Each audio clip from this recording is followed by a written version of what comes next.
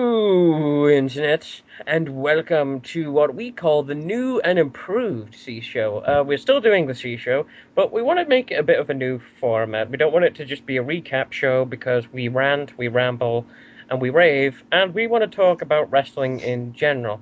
And there's always like half an hour where we just sit kind of go, I don't really remember this bit. Yeah. Yeah. Um, And there was too much stuff. Oh yeah, I didn't watch. She left not do a show this week. So what we used to have a little podcast that we did called The Rope Break, and then we decided to stop it because we had the C Show and we had a load of shows going on at once, and so we were way too busy. So we've kind of combined the two together. This is going to be basically just a general wrestling podcast. We're going to give our opinions on wrestling in general, Raw, SmackDown, whatever, mainly Raw, and then we're going to talk about a few topics.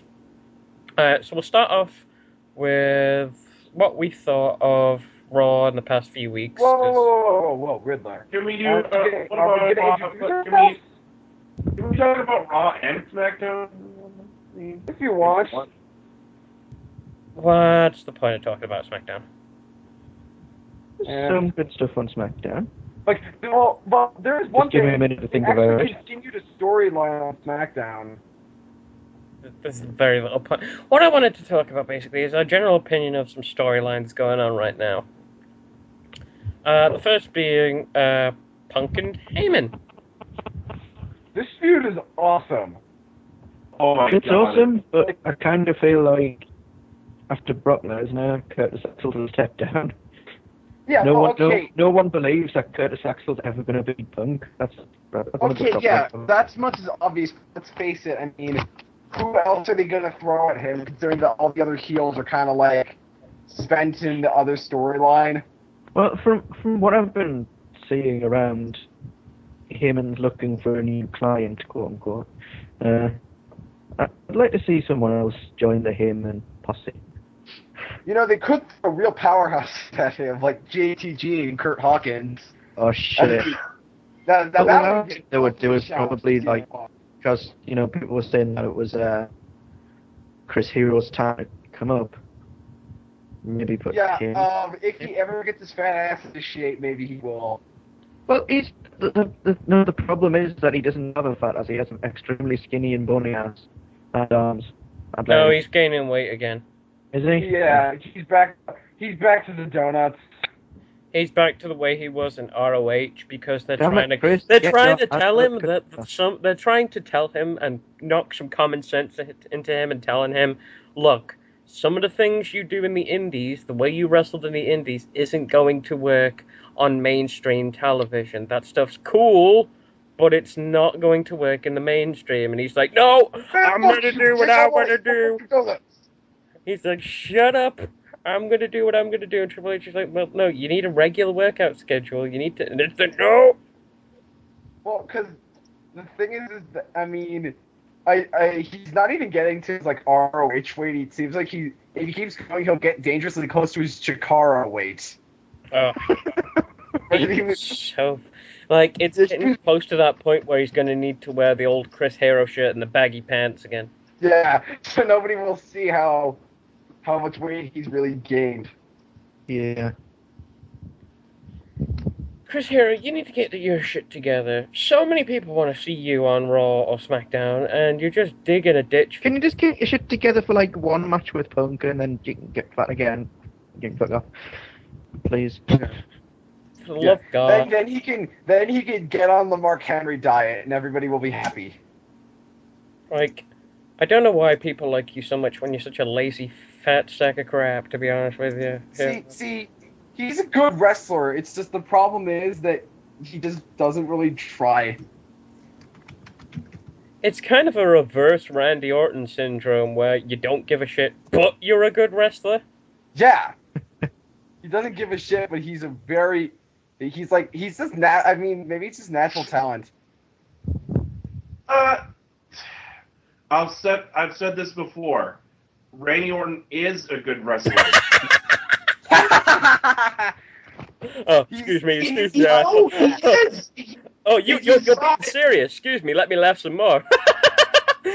Have you seen him when he was the Legend Killer? He was good. Back when he was young and lifeful and full of hope and dreams before he became lazy and happy with the position he was in. Yeah. I have a feeling we're going to be arguing a lot in this show. Yeah, because God, what we have like 5 Mate, get people. closer to your mic. What, me? Get closer to your mic. I don't have You've a gone mic. quiet. It's the onboard mic. You've gone quiet. Put Very the mic quiet. volume back up then. Okay, well, maybe I'll need to increase my mic volume then. It's Here's the probably thing. auto-adjusting. Yeah. Hold on. Let me just go to the next. It's fine now. Like, we have 5 people here, and they're all not going to have the same opinion. This is probably just going to be arguing. So make a note of that, Yeah. people. I like, back on track, I like the Punk and Heyman, I like the Punk and Heyman storyline because it's separate from the main storyline. And I like that they're not letting what's going on with the main storyline affect that storyline. I just like the fact that like Heyman's acting like a completely crazy, like kind of a mix of a very disappointed father and a psycho ex-boyfriend. I loved you. I loved you. That was such a great segment. I mean, that whole It thing was.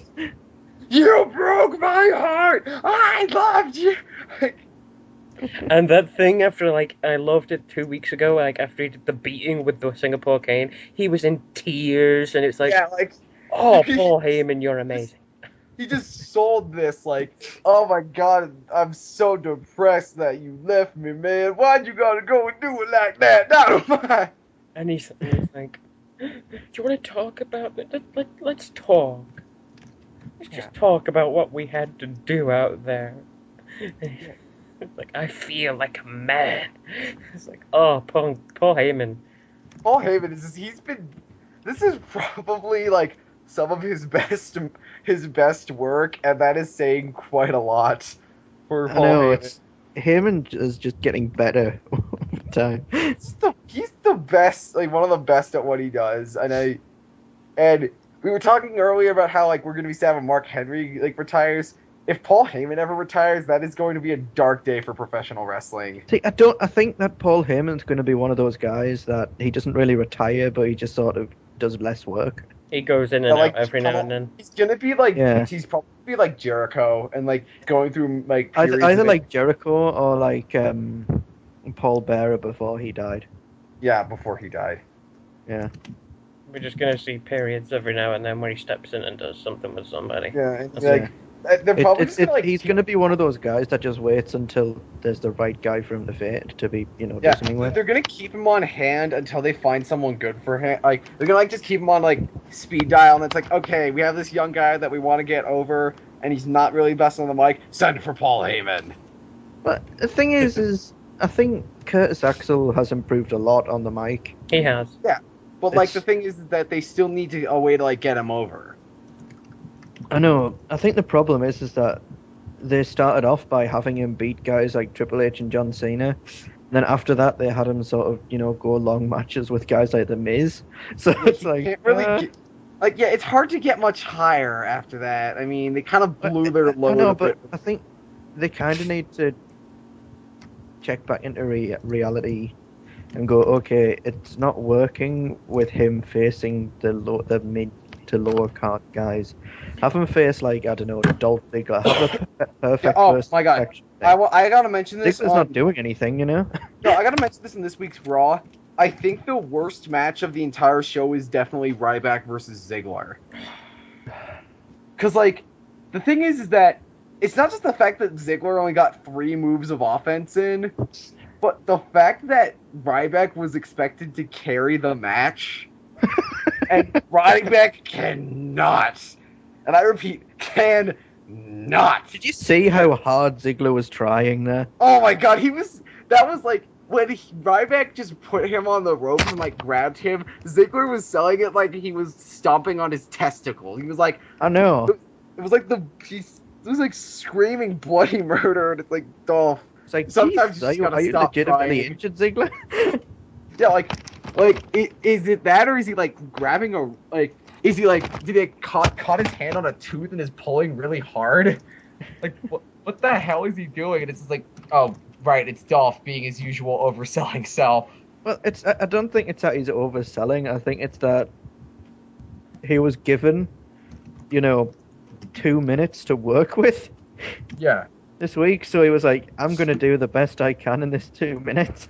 Yeah, I mean, it's just like, I understand they at least gave him an excuse because he was beaten down by Dean Ambrose, but like, the fact that he should have had at least a bit more offense. Yeah, the problem is not that long ago, like, just like 2-3 months ago, he was in that match with Del Rio where he was completely like just like not giving up. And then just like not that much after that, just Ryback squashes him. Yeah, and it was just, I think the worst part about it is that it just shows how much WWE has been dropping the ball with Dolph Ziggler. Because like they gave him a title reign and then they immediately cut it short before it got a chance to gain any momentum. Like it was almost I kind of think it's the same problem. I think that's like they're doing kind of the same thing with Curtis Axel, where. He's really not the focus of anything. No. And he's just, he is the Intercontinental Champion, but the title's not being defended at all. The title doesn't mean anything anymore. It's just... It would be... Why can't they go, okay, let's get someone else in with Paul Heyman and Punk so that, Punk has a legitimate, person to face. But, you know what I mean by legitimate? A guy that's been built. Yeah. And then we can have Axel and Ziggler. They can build themselves up as well, Mm-hmm. Yeah, and honestly, it just seems like... Also, well, the problem is WWE doesn't really have a very strong mid-card. No. And it's the... it's better than TNA's, but that's just because TNA has no mid-card. Well, yeah, TNA has an upper card and a lower card. Yeah, they have no mid-card. There's like 2 guys in the lower card. And it's like Rob Terry, it's someone else. And it's somebody... No, they have 3. It's Rob Terry, Zack Ryder ripoff, forget his name. Robbie and, and Eric Young. Oh, wait, what about Alex Silva? Moving away from... Alex Silva's not in there anymore. Moving away really? from moving away from TNA, because moving away from TNA. Going back to Ryback for a moment, that's one thing that I've utterly despised these last few weeks is Ryback and his character and his gimmick. It's run aground. It's run aground in a very bad way. They find a way, or he finds a way, either or, to make his character worse every time they give him a new gimmick. Yeah, because, it's just, after his streak broke, it kind of became like Goldberg, and he stopped mattering. He never mattered, mattered, not even dude. like Goldberg. No, but he at least had some semblance of legitimacy, and now well, the thing is, Goldberg doesn't have a face like an oddly shaped potato. And the thing is, he does command some sort of presence. Ryback's big, but he doesn't really have a ring presence, Okay, and yeah, at least Ryback, I will concede, is a better wrestler than Goldberg, but he doesn't really. Yeah, he does not have the ring presence. It's the same reason why I think fucking Kevin Nash actually had a job, is because the one thing that he has is ring presence, Well, he's good on the mic once in a blue moon, and I guess he can be threatening when he doesn't look like your grandfather. Another thing I want to talk about that I had enjoyed, and then they immediately ruined within the course of 1 week, which was AJ Lee in the Divas division. I have not been... AJ Lee 2 weeks ago comes out during a terrible Divas match, and cuts out basically a pipe bomb promo on the Divas division. And it was amazing. It was an amazing promo. She basically, I did see that. That was awesome. She basically buries the total Divas show. She says none of the Divas are worthy enough to lace up their Chuck Taylors. Yeah. It was amazing. It was amazing. And I'm like, And I'm like, it's one of those instances. It's one of those instances where you point to and going, why is she the heel when I agree with everything she just said? Or it's like or even more than that. If she's going, apart from Natalia, she's pretty much dead on right. You know, I thought it was really funny because while she was doing that promo, they kept cutting to the other divas, and you know how bad the other divas are at like cutting promos. They were just sort of going, "Nuh-uh, girlfriend." I know. Say it to my face. Like that's the problem with that's just the problem with the Divas division is that usually most of the people that they hire for the Divas division are like not very good at wrestling, at like promos or in the ring. Well, I think the problem is they all try to be the same character and they all fail at it. For example, I was looking earlier today at pictures of what Oksana used to look like when she was a bodybuilder. Oh God, she looks so scary. She looks so scary. Imagine if like she didn't talk and she was just like the bodybuilder Oksana and just had a power wrestling moveset instead of just being another generic fucking. Yeah. But the thing is with an accent. The thing is with AJ, they completely ruined it within 1 week. She comes out 2 weeks ago, cuts that amazing promo, a promo we can all agree with, and a promo that probably had a lot of truth to it, to be honest to you, what she probably actually felt.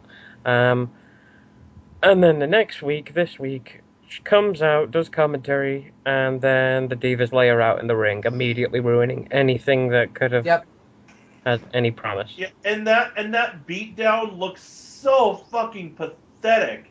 Yeah. See, I thought that would have been a great time for Paige to come up from NXT. You know, a legitimate, a girl that has legitimately wrestled for many years in England. Many years. A women's wrestler, not just a diva. Yeah. I hope AJ makes that the women's title again. I remember them saying like, hey, something AJ is in bad shape right now or something like that. I don't forget what. And then Laura Lawler says, well, she did just get beat up by like 5 women. No, she didn't. Not really. The thing about AJ that I think a lot of people don't realize. It certainly didn't look like they all it looked. She might as well have been being hit by pills while she was out there. See, one thing I don't think a lot of people realize is how good AJ is at selling. Yeah. So she's one of those people where she sells so well that people don't even notice it. You know. It's like every time she's like quote unquote beaten up in the ring, you can really believe she's beaten up in the ring because she looks just so wiped out every time. Oh yeah, she's the best diva we've had in years. Yeah. We'll move on from that travesty that was ruining something that had potential for the Divas division immediately, and go on to the D-Bry storyline. This is where I think we're going to argue a lot, because I know that you guys still hate the Randy Orton thing. I hate Randy Orton with a passion. The man... you know what's funny is I've actually recently started to think, I don't hate him any more or less. In fact, I think it's more that I actually don't hate him anymore. I just don't care. The man has not changed one bit. But he has. It's subtle changes. But I think that is new. Name one. Well, the promos he's giving are a lot slimier than before. Are they? They sound pretty much the same to me. It's slimier, but he still has no energy. Exactly. I could talk like this. Isn't that kind of the point, that he is the quote unquote face of the company that no one wants there? I guess that's kind of good, but the problem I have with it is that, I think my biggest problem with Orton isn't necessarily Orton himself, just the fact that people are still cheering him. That's what pisses me off. That pisses me off so much. There are workers. Yeah, every time he comes out there, you But can hear guys, women you know it's in the because crowd going, he's just so pretty. There are workers. Don't care about his looks. There He's are just so I mean, pretty. There are workers. Oh my god, that's just like, I'm so fucking sick of what. I mean, goes like just kind of a general thing when people get excused for being bad at what they do because they look good. I know. I don't even think he looks that good, personally. I know. He He's got looks a- like he's got a looks like potato a face. date rapist I know, that you see I've at a always- TGI Fridays at Saturday night. I've always asked that question. What do women see in Randy Orton? He's got that like chubby-faced, squinty-eyed look. And so, Yeah, he has like Get it. he has his Because beard. these sad, lonely, fat, probably fat, and pathetic women are actively booing Debray, a good, talented wrestler, The to best, to the best cheer, to Yeah. cheer and squeal in the hopes that maybe Randy Orton will just hear their sad, lonely affection for him and come out to the audience naked, riding a horse, and take them away to his hotel room. It's Honestly, pathetic. I think it's not so much in the face as one as naked riding a horse. Yes. as Honestly, I would pay good money to see that, just to see the reaction. Just to see the reaction of all the male fans, just like, what the fuck is this shit? Let's Like, go. like you'd hear the high pitched squeals from the audience combined with these like thousands and thousands of screams of terror. The thing is, though, when someone has a pretty body and a pretty face, their character doesn't matter. It's the same thing with fucking Twilight I know. and all of this shit. And that's what I'm saying. His character has not changed. Yeah, I mean, I that's just think that as as the guy that Triple H would pick because he wants a face of a company, I think he's the perfect choice simply because He is the of that. perfect choice for that. He's he's the perfect choice because he's just so boring and he's so Yeah, but boring and that's- unlikable that that's he makes the, the that's perfect the genius of it, I think. heel. Yeah, And, That's and the like people the go thing for. is, though, it's like people are like, oh, people are complaining that they wanted Randy Orton to turn heel, and now he has. They're still complaining. We're not complaining that he's turned heel. We're complaining that he's exactly the same. It's no, I think it's more that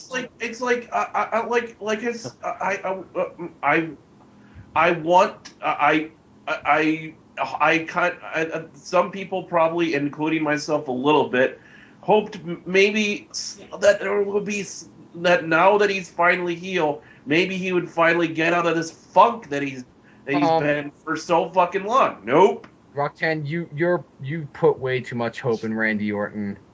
Like, just saying. It's just that people just suddenly up and forgave him for every bad match, every boring promo, every boring show he's ever put on because he turned heel. And I'm like, sorry, a simple turn of alignment does not make me forgive every boring match you've ever put on. Change your character, change the way you present yourself as a wrestler, maybe I'll forgive you. He hasn't. I'm not following this bandwagon, thank you very much.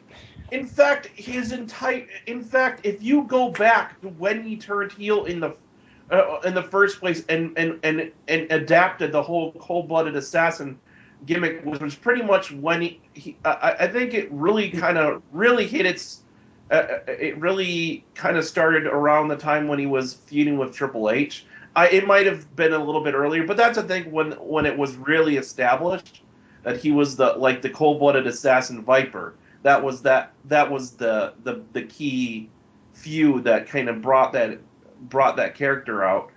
He was good in like 2009 when he was supposed Good 6 years ago.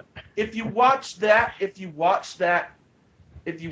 those, I actually found a promo, like the hype promo that they had going into the match between him and Triple H, which was bad.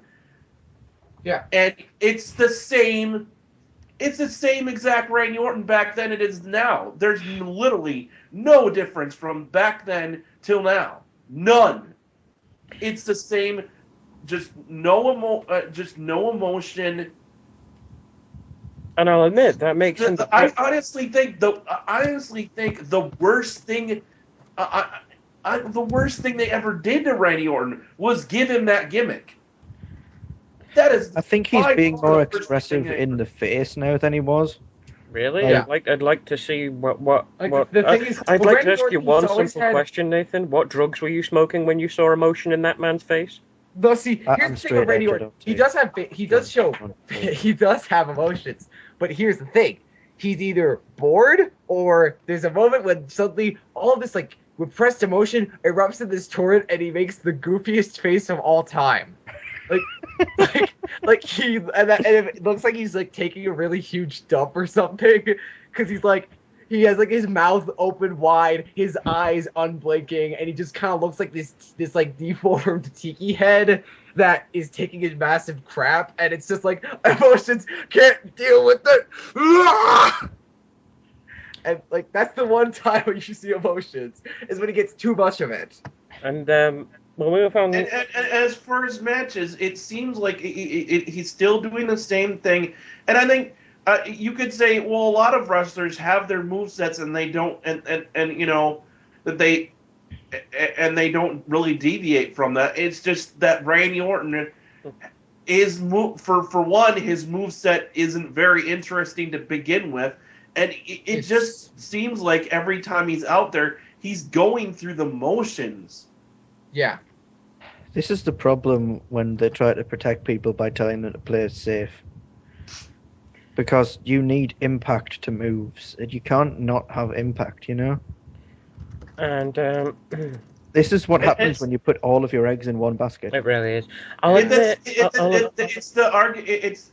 the whole safe thing that you just described is my argument for why I think they need to bring back brand separation and cut down on the amount of shows that these guys wrestle, so that they're afforded for one more time per match, hopefully, and secondly, then they don't have to wrestle states because then they have time to heal up after their matches. To be honest, I want brand separation for another reason, and that's because it gets really confusing when the World Heavyweight Champion and the WWE Champion are on two shows, and it's the same. Like they're both on that the both shows. There's kind of no point to having it if your titles are basically like, because I mean the WWE title is always going to get precedence over the World Heavyweight title, so there's not really much of a point to having it around. Like, because I mean, Lou Thesz would be rolling in his grave if he saw what they did to that title. I think it's more. I don't like the idea. Now that I think about it, I don't like the idea. When you think about it, the whole separating in them into brands, where one's the Raw brands, but the brand thing is the part that's kind of stupid. Just have them separated as shows. That's all we need to do. Yeah. Well, yeah. We'll move on from Randy Orton then, and we'll go on to Triple H in this storyline. I think Triple H is really upstaging Randy Orton in terms of the back. Oh my god! This is better than like when he was doing Evolution. Like, yeah, this is like, well, it fits because I think WWE has realized to an extent that Randy Orton's so limited on the mic because in this Monday's edition of Raw, like they had Triple H talking for most of it, and Randy Orton all he said was, "Should Daniel Bryan give up his opportunity for Night of Champions? Yes! Is Daniel Bryan better than me? No!" Like that was pretty much all he had to say. Like, and then they gave Triple H the mic for the rest of it. Yeah.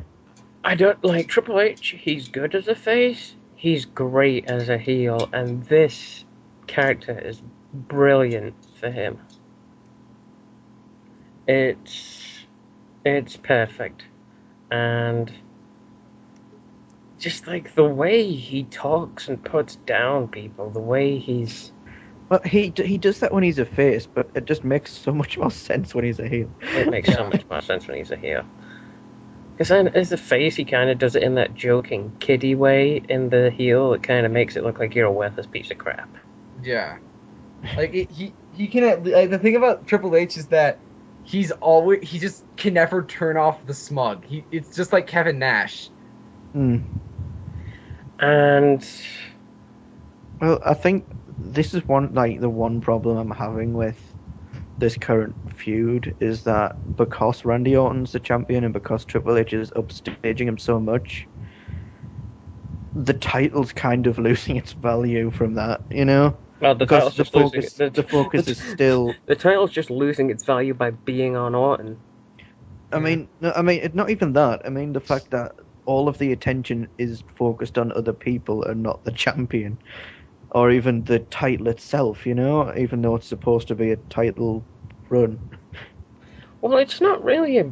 And the thing is, though, is if Orton doesn't retain on his first title defense, he's going to be dead in the water. Like, more than he was before he got the title. Well, I hope... you know what? Fuck if he is. I don't care. Well, you don't care, but wrestling's a business in the end.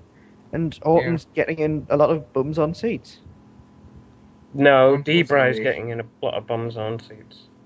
Yeah, like the crowd was very like pro D-Bry at Raw. So that's the point of okay, this. so you've just complained that loads of people still cheer Randy Orton, and now you've complained. See, and now you're telling me that. Okay, Nathan.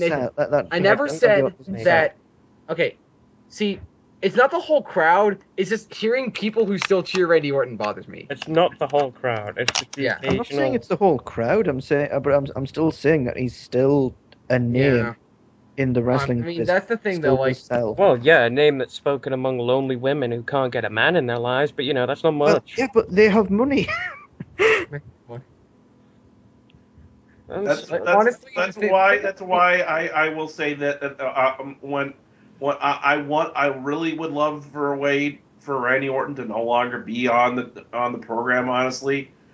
But in order for that to happen, Mega Fire basically said it, and I agree with this. You would have to systematically bury him.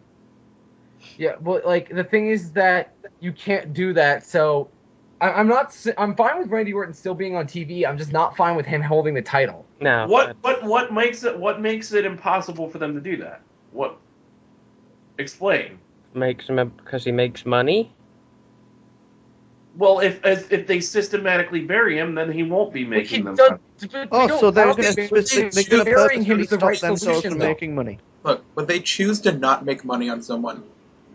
Exactly. Zack Ryder. On someone, why would they choose to not make money on them? Zack Ryder. Oh yeah, because Zack Ryder was totally selling outstanding. Well, because they systematically buried him, and now he's back to being a jobber. He was huge. Okay, I hated the guy, but he was fucking huge. He wasn't to the level that Randy Orton is. Orton. He wasn't to the level, but he still was getting. He still, did put butts in the seats. And then they systematically buried him, and people didn't give a shit. Yeah, and I don't believe anybody should be... I guess that's my whole argument, is when you systematically bury someone, then people stop caring. And then he's not making the company money. Okay, right. Roxanne, answer me this then. Why, a few months ago, when Randy Orton was being systematically buried, he hadn't won a match in God knows how long, why were people still cheering him in droves? You call that being systematic? He wasn't being systematic. Okay, the way I feel about this, he wasn't really being systematically buried. He was just not really at the same level that he was at now or when back in 2011. Want me to clarify? I honestly think that he doesn't deserve to hold the title, but he's still popular, and so like it would be kind of a bad idea to systematically bury him. And I honestly just think burying someone's a really shitty thing to do, no matter who they are. Yes. Like it's just such a Kevin Nash thing to do, and really we don't want anybody to be like Kevin Nash anymore. Yeah. Yeah. Let me explain why Zack Ryder didn't work for WWE in one sentence. WWE doesn't like having people who get over not by WWE. Yeah, Yep. I know. I'm fully aware of that, dude. Yep. But That's why Why they. they didn't give him? did, Why they didn't give because El Generico the mask? all Randy Orton did was he worked there for like a very long time, and he just kind of stayed there. That's why they're more trustworthy on him, and they don't bury him as much as Zack Ryder, because they thought Zack Ryder was a fluke, and they took a risk that they shouldn't have. Because, to be honest, it was mostly hype. Yeah, I it just was. think that systematically It doesn't make him a burying. better wrestler at all. He was roughly the same as he always was. It's just he got an internet following, and they decided to follow it, and it didn't work, so they buried him. I just think that burying Randy Orton is the wrong way to go. Oh, with it is, that it is. character. I think the way they should go is they should give him a manager, someone that, like, for Who? example, fucking Paul Heyman, but have Heyman and Thanks for Orton making me wouldn't break work. radio silence. I was starting to get annoyed. Heyman and Orton wouldn't really work. well, in a sense that change his character a little, have someone who can talk, Randy Orton properly, changing his character. but have it be, but Question to Randy what? Orton- have the person who's managing him What if you change be able to to? be someone You could who's change Randy as Orton to be the third Matador. You could change no, Randy no. Orton. Dude, no, you could change Randy Orton to be fucking like the Joker, and he'd can you let me still. finish, And please, he'd. before you No, start hold talking? on. Hold on. You could change Randy No, Orton's can't, character to okay. be the Joker, and he'd still talk like this. It's not about the money. It's about sending a message. Talk yet, or is this going to be another case of you talking over me? They need to give Randy Orton a manager who is as senior as him, if not more. Someone that he would trust the advice of to, them going, okay, you're wrestling too safe. People are starting to get, people know that you're doing the same thing over and over again. And then someone he would listen to, okay? Okay, but I don't think he would listen. That's the problem. That's just my personal opinion. Why would he listen if he's done it for this long already? Actually, People get stubborn over. That's why I say it should be someone that he trusts, someone that, is a senior guy in the business that knows, like, if he's Sure, not working, why? I'm sure there's He people would that he trust. can. I'm sure there's people that he trusts that would have told him that. Triple H. I don't would think have Triple H would have told him that. I think he would have. I think it. You know what's funny is I actually watched the Randy Orton DVD. Yes, I did. Wow. And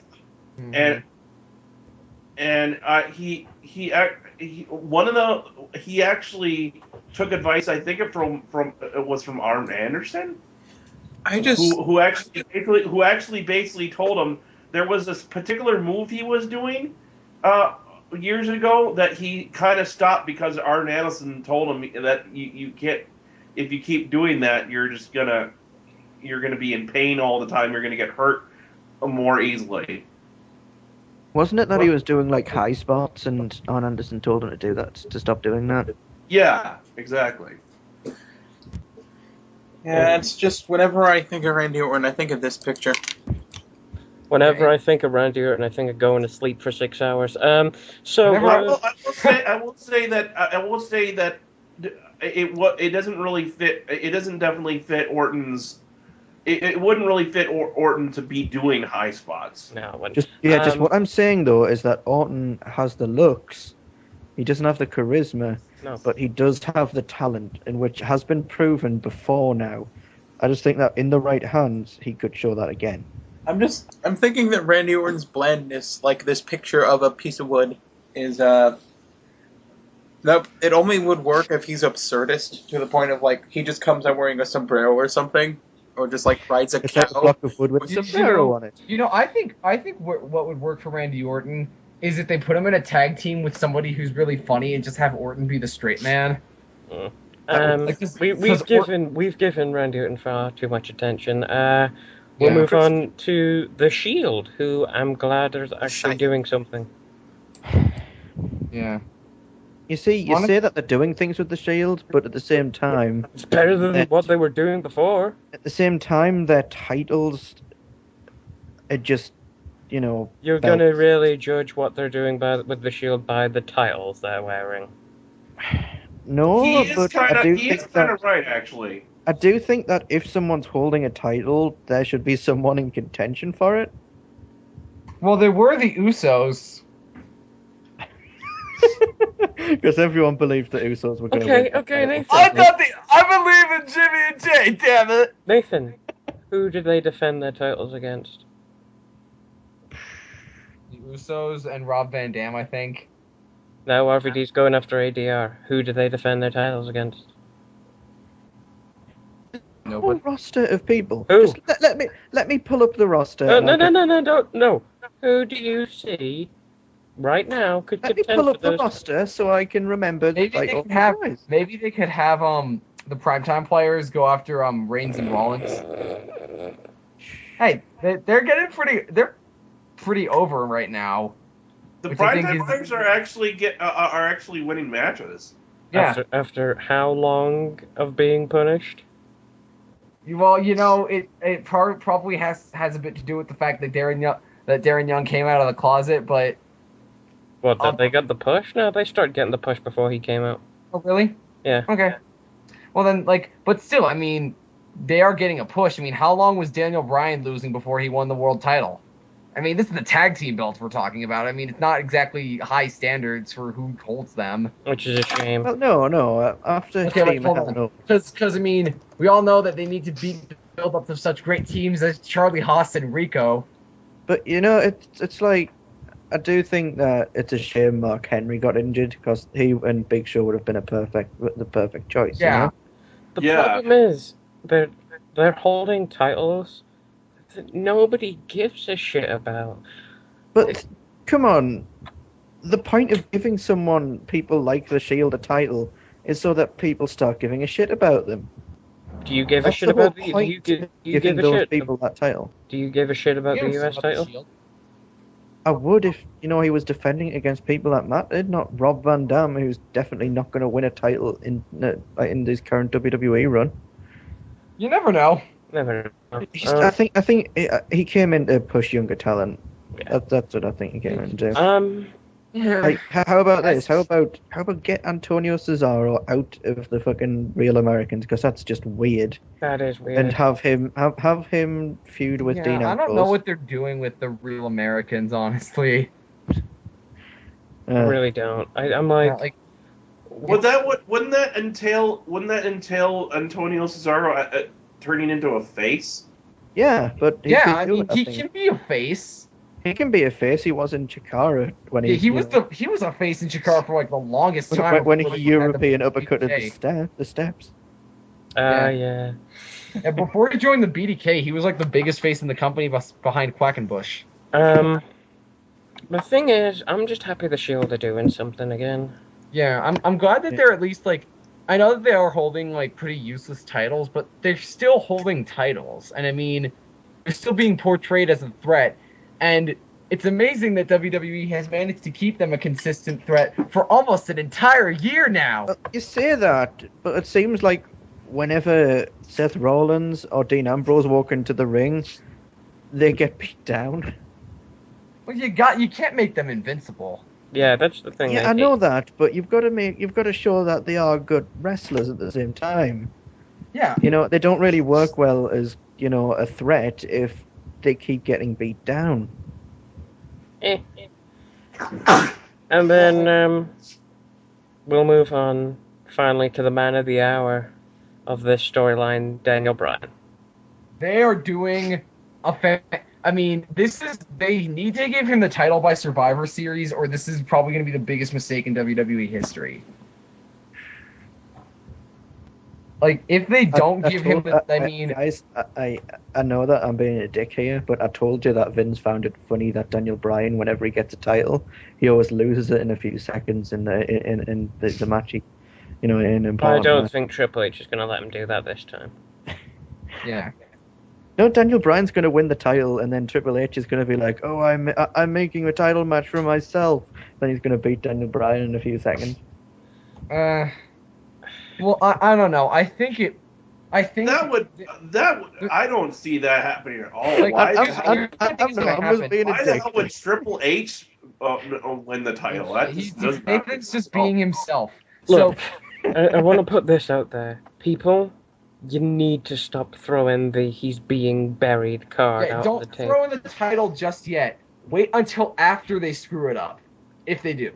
There's a big difference between being buried and being in a storyline. Yeah, people Yes. think because he's getting beat down every week, he's getting buried. And it's like, That's because they're used to people like Cena. Yeah, we're too used to Cena as the top guy that we have no frame of reference. Like, Exactly. I mean, I think one person, I think it was on the forum, they summed it up best. This isn't Austin versus the corporation. This is Foley versus the corporation. yeah, so many people were making Austin, and I'm like, I'm Brian's like, not Austin. he's not like, Austin. Like, he's The not. characters are nowhere near like the same.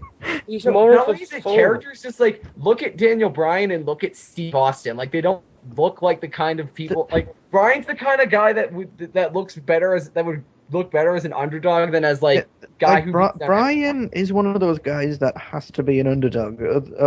Yeah. Or it's just not right.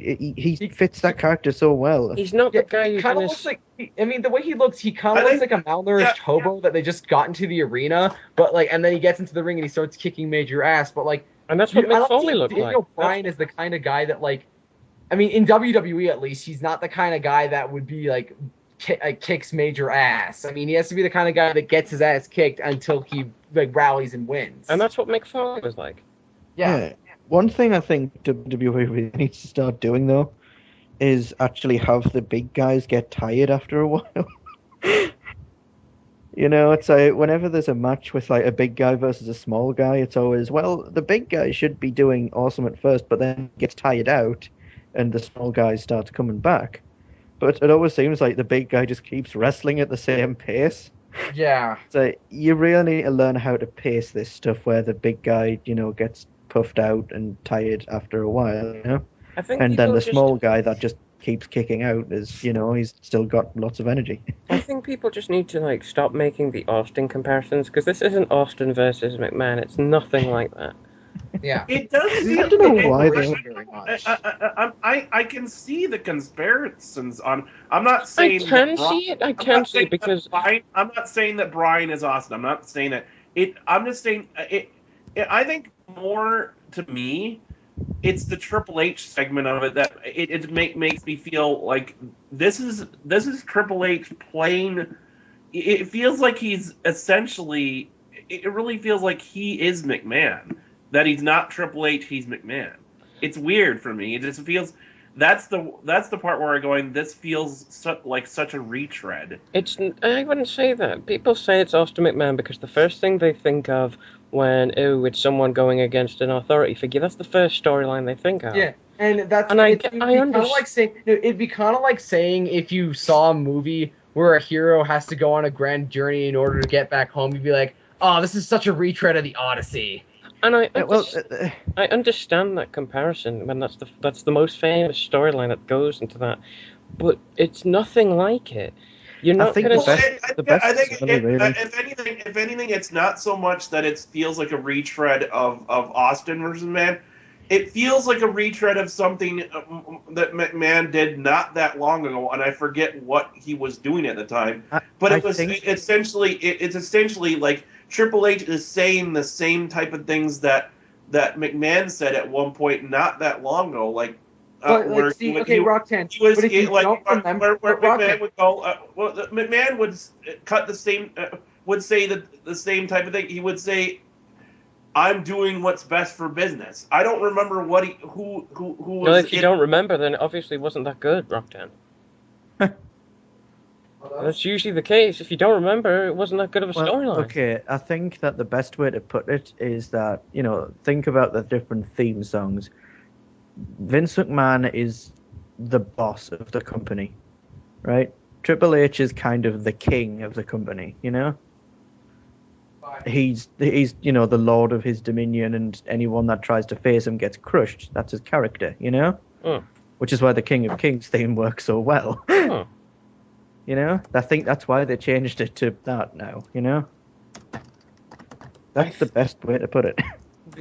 Yeah, this isn't Austin versus McMahon in any way. It's D-Bry versus Triple H. It's the underdog versus the untouchable, evil, corrupt lord. Yeah, and people need to stop expecting like D-Bry to come out with like a friggin' like monster truck with like yes written on it, because that's not what he'd do. People need to stop expecting him to come out in like a van with like soy milk that help. This isn't the Attitude Era, okay? For one thing, you're never going to see that again, and that's not his character. He's an underdog. He's not Austin. He's more like Foley, and the I fact wouldn't that even people say it was like Foley, because at least Foley, you could always tell Foley had a lot of weight behind, his punches and stuff. And also, well, fair enough, whatever. And that's just the comparison with the kind of character, really, the underdog.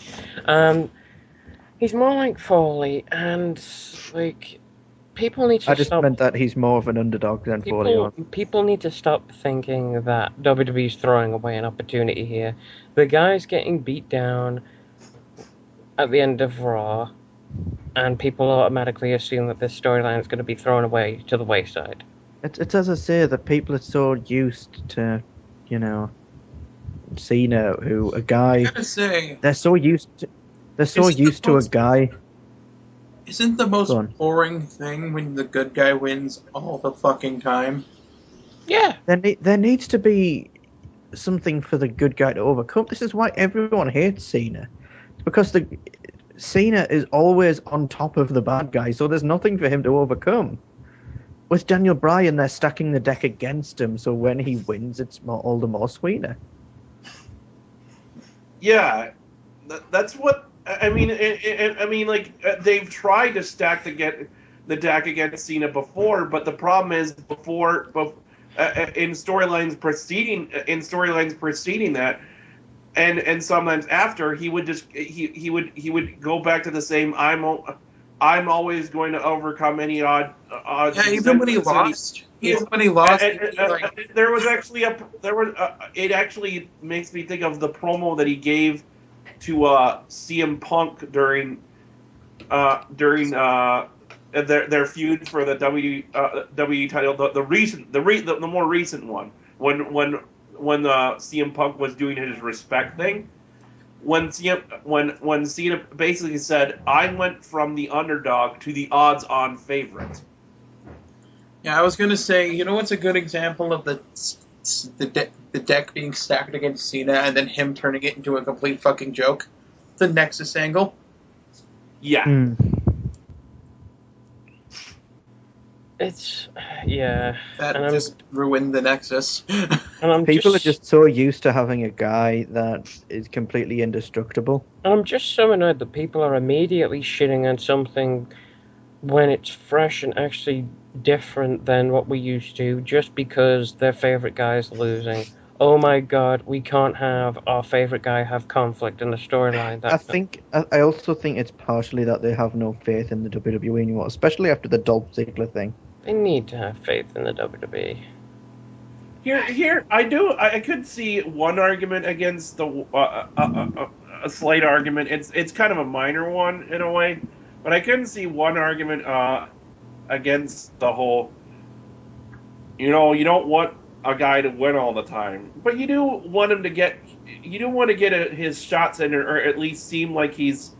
I don't know. Maybe you want to at least see that he's winning the small battles here and there.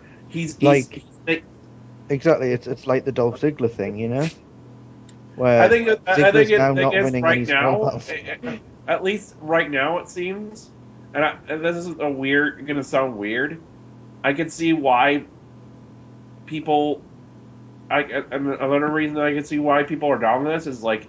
Right now, if you watch the show after it ends, you feel kind of depressed because of how dark how bad things look for Brian. That's kind of the point. Yeah, I know that's the point, but it's still kind of, oh my god. Yes, but if a story doesn't have dark points, it doesn't have light points either. It's just a shade of grey. Yeah. You need Yeah. to have the bad so that the good seems all better. You know? I don't know. I was just gonna. I'm just saying that's the one thing that it's kind. It's a weird thing for me. It's like it's. I guess just because I haven't seen it in so long, it's such a weird thing to not come away from the show with like a good feeling and just like go oh my god, this is kind of depressing. You know, look at how in dire straits Dire Brian is right now. It's like, oh, It's just basic storytelling. Oh no, a guy I can't beat. What will I do? Figure out how to beat him. You know? I mean, for example, let's go really simple. In Rocky 3, right? Clubber Lang wouldn't have been a threat if Rocky just beat him straight away. yeah, I get the point. That's not what I'm saying. I totally get what they're doing. I'm just saying it's just a bit weird for me to be like so depressed at the end of the show because of the story. Because but for the right, it's weird because it's for the right reasons. What they want you to do is they want you to get behind Daniel Bryan and cheer for him, and then he'll start like overcoming the actual odds. Yeah, I know what they're dude. I know what they're talking about, but still. As I was saying before, it's a good job Cena is injured right now in the sense that. By the way, did you guys say the news that Cena's disappointed that he's not recovering insanely fast? If it's just like the thing is, if Cena was there, you know he would be running to Daniel Bryan's aid, you know, because he does that. It's great that they actually do have the breathing room to have a really oppressive force in the WWE and not have Super Cena run out and be the quote unquote immovable object. I like to think he's frustrated because he can't come out and ruin the storyline. Yeah. You know, there is something else I would like to talk about and really mention as like probably the second best part of the show for me, in my opinion, is in addition to the Daniel Bryan storyline, it's Big Show.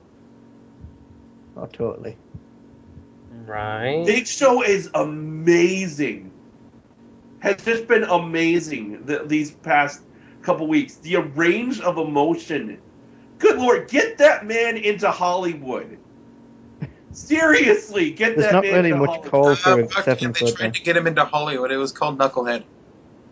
Yeah, but that was a comedy. He's more of a. Hey, he was in Star Trek and he was painted green. What role could a Big Show do in a movie?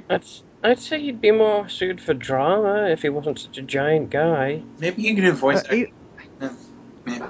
I think if he someone could be in a was, horror movie.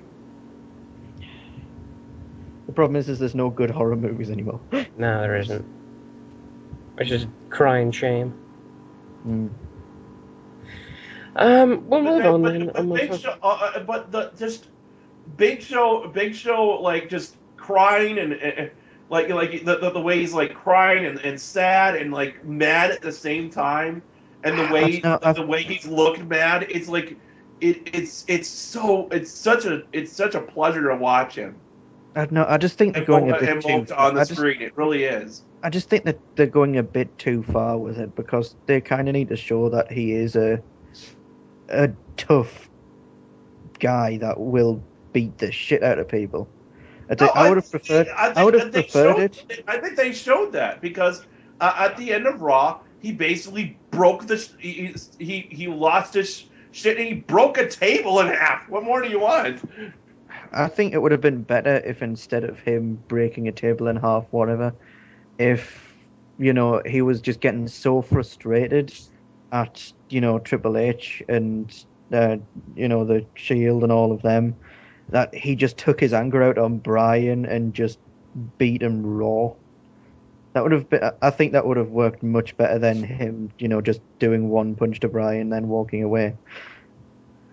There is one thing that I personally would have liked to see from the story, from the whole Big Show Bryan thing I would have liked to see a moment. I kind of would have liked to see this from Big Show where the minute Bryan said, "I'm going to beat you," he's like, "What'd you say?"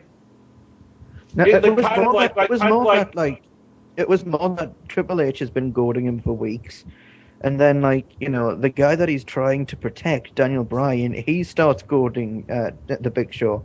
And Shaw should have been, he should have, taken it a few times, but then, just went, "You ungrateful son of a bitch," and then just started beating him, Yeah.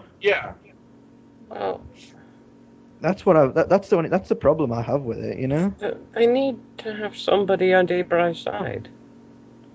I suppose he would still be on Debre's side.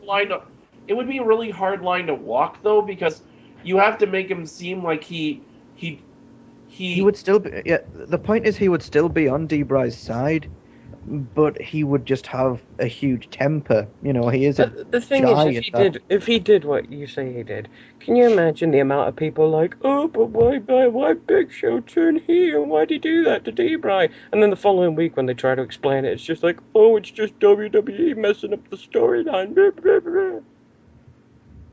Fuck people. People have no idea. No, but it should have been a case of, he gets it would. If they did that, it would definitely might confuse people and think, are they turning Big Show heel again? I mean that he gets really just riled up and starts just beating on Bryan, and then at one point he just sort of stops and just sort of gets on his hands and knees and just starts going, "I'm sorry, I'm so sorry," type of thing. Yeah, that well, it could be a sense of he has a.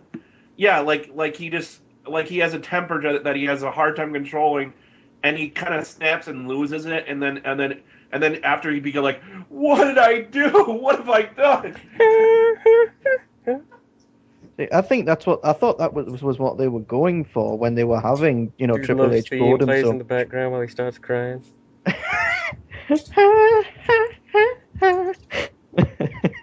That's all I thought of when you were like, "No, what did I do?" Just him crying to Doodle's theme, just can't. Ever since I made that video, you haven't been able to watch Big Show crying the same way, have you? No, when I watched that in my head, I was just like, Yeah, but I think that would have worked much better than, a Big Show just having, just so much restraint, Yeah, I do think I agree with you, Nathan. I think it would have worked better. That's kind of the point of him being in the WWE in the first place, in terms of his character, that he couldn't get a job anywhere else, and he has this temper which does keep rearing its head, which is why he keeps winning matches, where he is like a gentle giant as a person, Mhm. Okay, we'll move on from that, and we'll go into some general topics that I want to talk. Well, that we can all talk about. I've found a list on WWE.com in their articles, and it's a list of the WWE's 15 best world heavyweight champions. Oh God! And here we go. Now this is just a note. It's after the point where Eric Bischoff brought in the new minted one that they're counting it. It's not before that point. It's when Eric Bischoff imported the new minted one and gave it to Triple H that they're counting them from there. So 15 best, and we'll start out with number 15, Goldberg.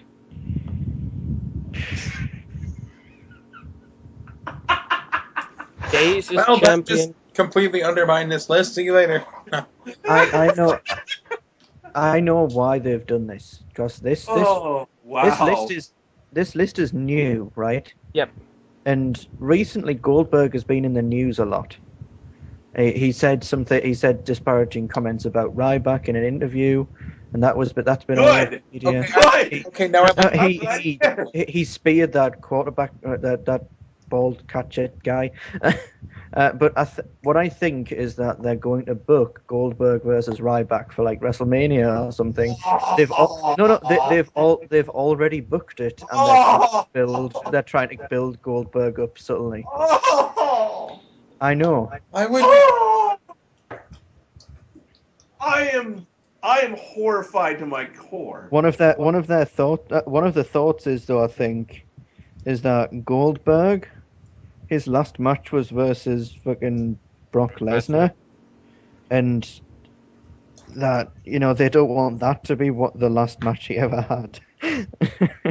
So they're giving him one that's worse. Makes sense to me. All I can say yeah, they don't is think Megafighter's it going does. to like it, and I'm going to hate it. Megafight makes everything terrible. Goldberg had 84 days as World Heavyweight Champion. He had a key win against Triple H.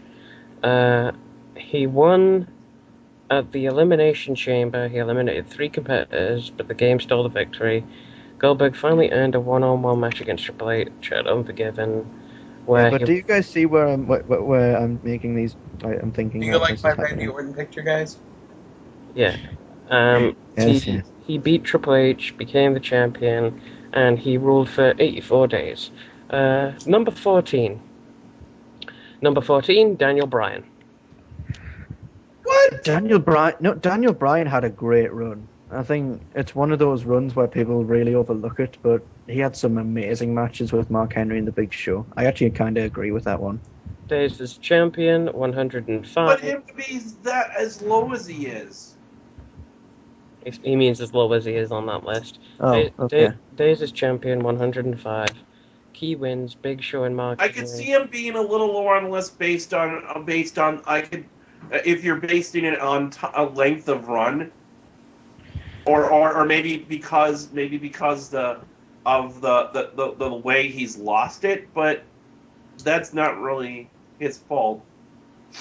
No, it's not. Number 13, Randy Orton. See, should be nowhere near that list. Well, you see, he was good before when he was the Legend Killer and he had the title. This is true. So I'm willing to say okay because of that. He is also the youngest world champion in history. This is true. In WWE history, anyway. Randy Orton was good. Caveman speak of it. Caveman speak of it, but then he decided of Randy Orton, and like then he became the apex predator, and cavemen got wiped out. So nobody knows that story anymore. And then he took crayons to the cave paintings, and he just drew really unfunny jokes on it. Days as champion, 138. Key wins, Christian. So I think it was the reign that he had against Christian, by the looks of it. I think that they're not just adding all of the days that he's held the title together. It could be. I think that's what they were doing. The number 12 best world heavyweight champion in WWE history, Kane. Kane doesn't really have anything bad about him. I think the thing is with Kane is the problem with the particular run that he had the longest is he was in another feud with the Undertaker. Yep. Yeah. And I think the thing is that feud sucked. The thing is with Kane is he's often really overlooked as a WWE / World Heavyweight Champion. I think that they're doing that because I think they've done that honestly, partially so that he can have some recognition as a former world champion. Fair enough. Days as champion, 154. Key wins, The Undertaker. We move on to number 11. CM Punk. See, I like Punk, but his world heavyweight runs were really bad. I don't know why, but yeah, that reminds me. For some reason, when Punk gets the title, He's a lot less interesting than when he doesn't have it. Unless it's a WWE title, Yeah. and he managed to do the WWE title good. Days as champion, 160, sorry. Key wins, Edge, JBL, and The Undertaker. I'm looking at the list here, and it says CM Punk's jump to the main event scene and the World Heavyweight Championship picture came courtesy of his pair of Money in the Bank contracts.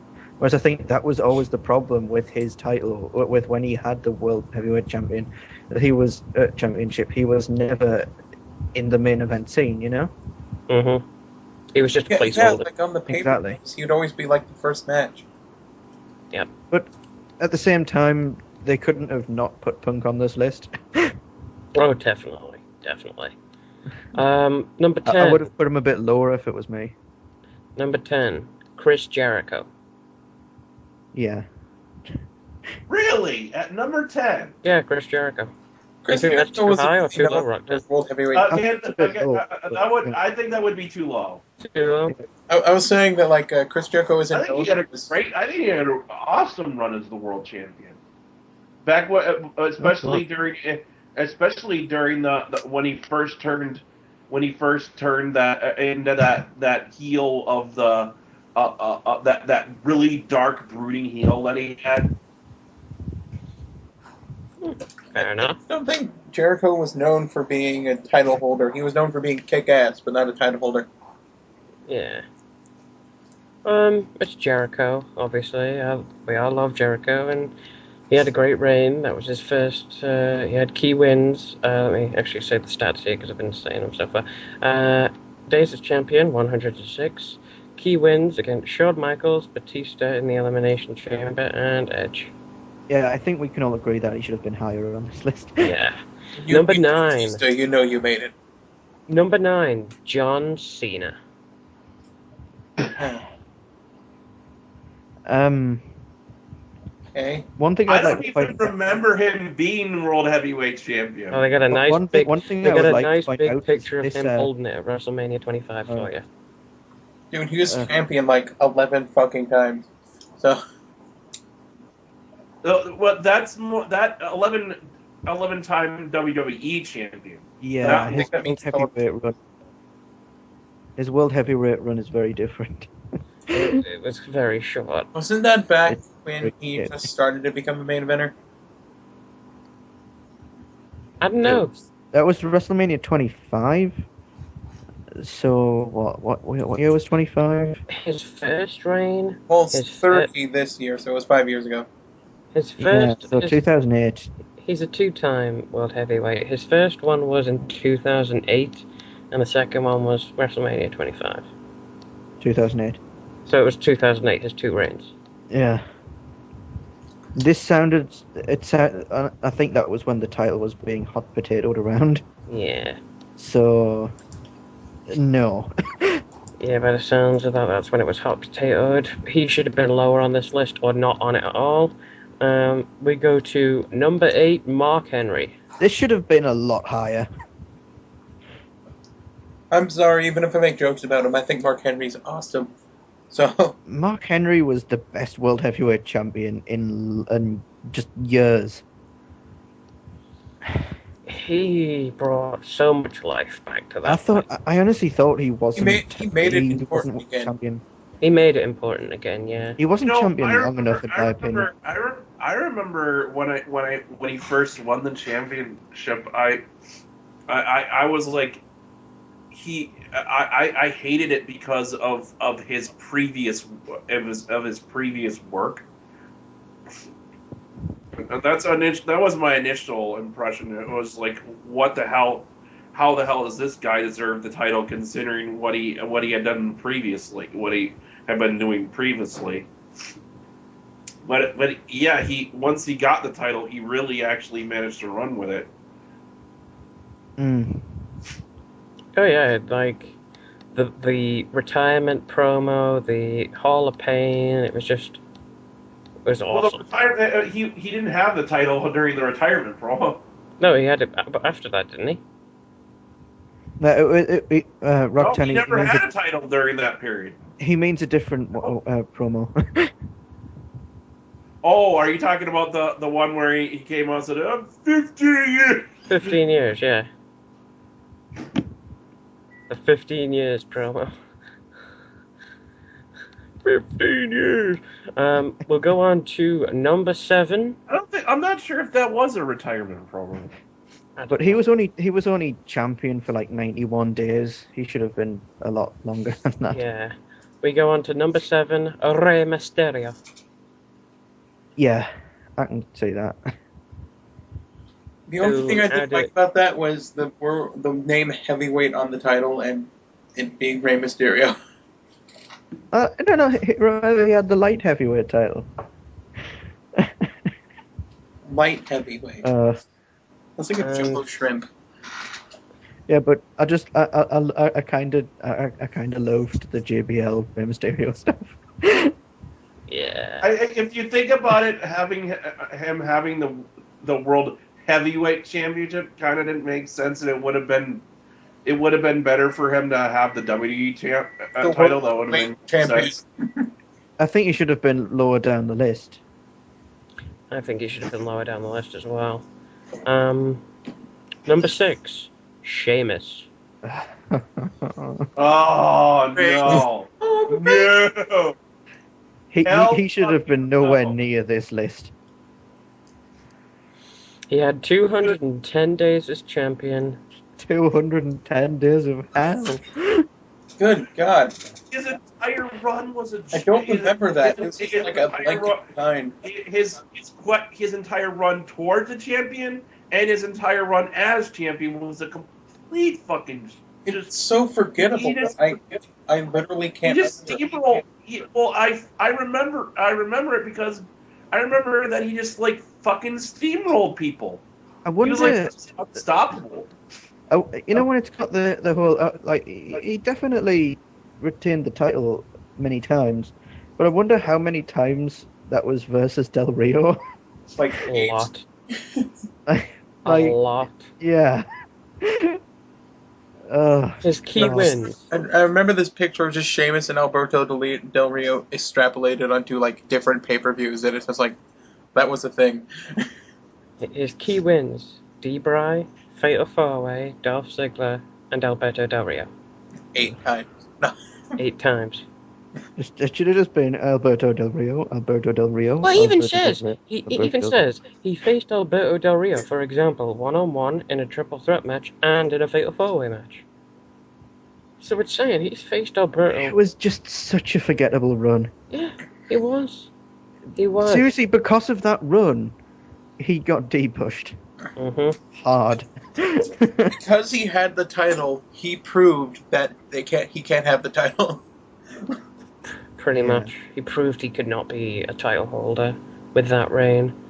We move on to, oh my goodness, number 5, King Booker. King Booker.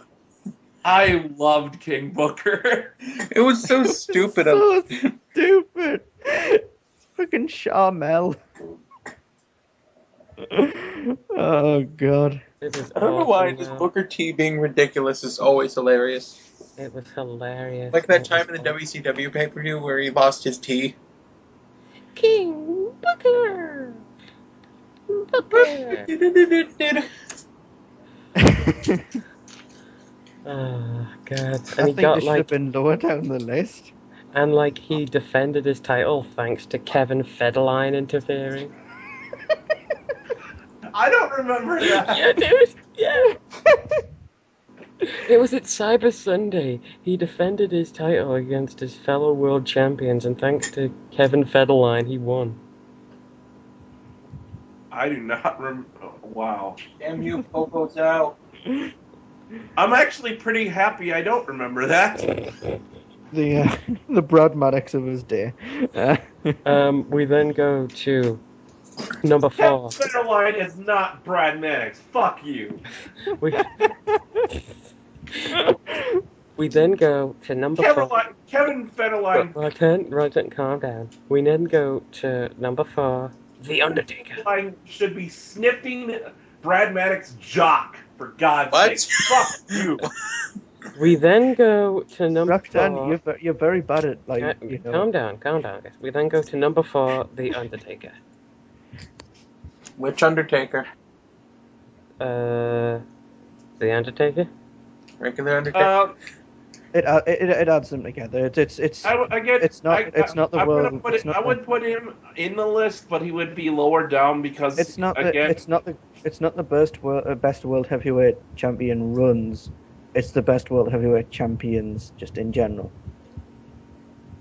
Yeah, So, altogether. If you add the Undertaker's reigns together, I see why he's this high on the list. Altogether. that's the problem. And that's the problem is like he's not really known for being a champion so much as he is for the streak. We've said this before. He's one of them guys who doesn't need a title. He doesn't need it. You already know Taker's a badass. I think it was more. Established He always seemed to be like a placeholder for until they could find someone who could hold it longer. Well, he's never had long title reigns, dude. He was a guy that didn't need the title to prove himself.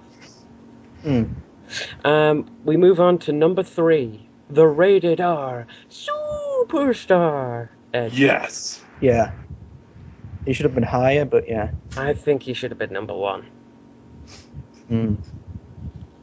I really do think he should have been number 1. I don't think we have any problems with that number, do we?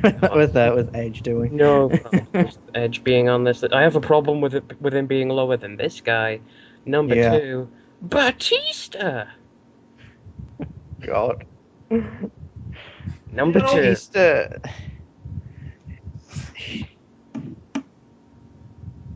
Number 2. He had some good matches.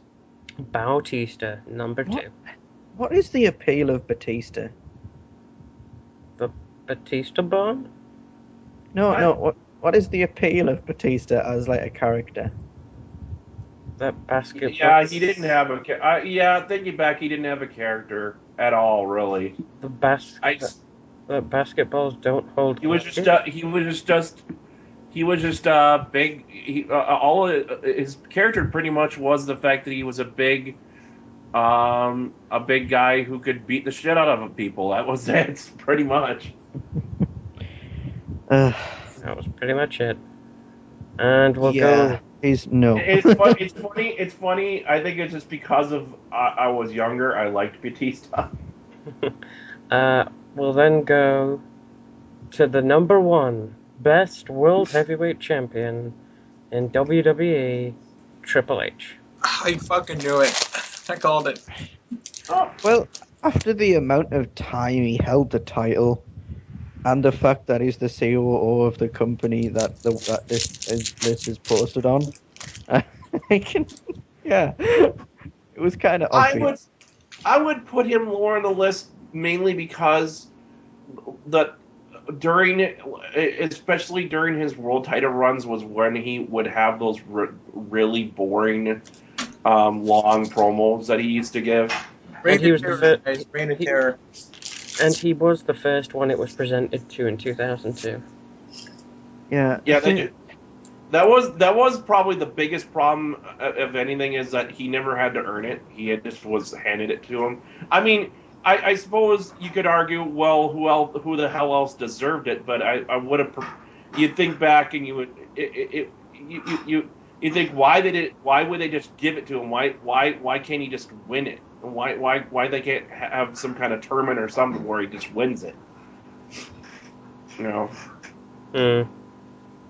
I could the only good thing I could see, the only reason I think they really decided to hand it to him is that made Eric Bischoff and Triple H seem more of a heel by doing it that way. You know, you hated him more because he was just giving it to him, that he didn't have to work for it. Yeah, I still think Edge should have been number 1 on this list. He should. He's just, to me, it's a bit more memorable than Triple H is, personally, to me. Some people on this list don't deserve to be on this list. Some people deserve to be higher. Some people deserve to be lower. Completely. Really? Sheamus, yeah. Sheamus? Yes. Uh, That's one of the things I wanted to talk about. Nathan, you had something, didn't you? yes, I have another list. This one isn't from WWE.com. This one is from the Bleacher Report, the modicum of fair and just brilliant wrestling things. Oh, yeah, Bleacher Report, yeah. The home of This fan. is I just love power how ranking. much sarcasm you drip there, Nathan. This is just power ranking the 5 best and 5 worst talkers in WWE today.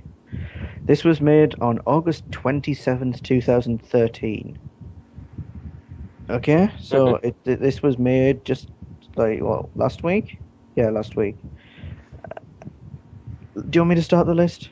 Yeah, go for Worst number 5, Cody Rhodes.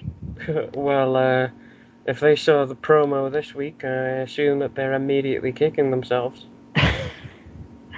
It's just They have Cody. they have an interesting reason. They say that like he. What are they saying exactly? I forget.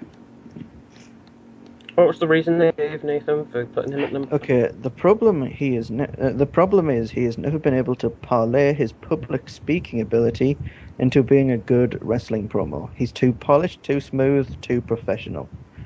There's no trace of relatable emotions or anything else that makes a traditionally good promo.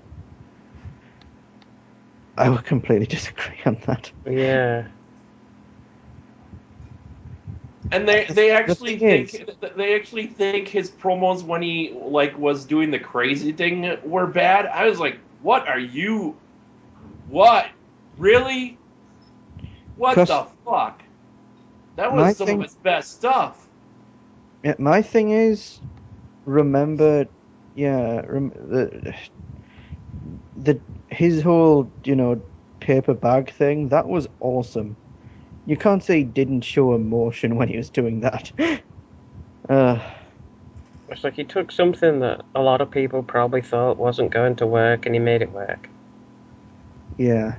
Like, the promo he cut this week on Raw, like, I'd say there was a time where Cody was bad on the mic. Definitely, there was a time when he was bad on the mic, where he wasn't polished.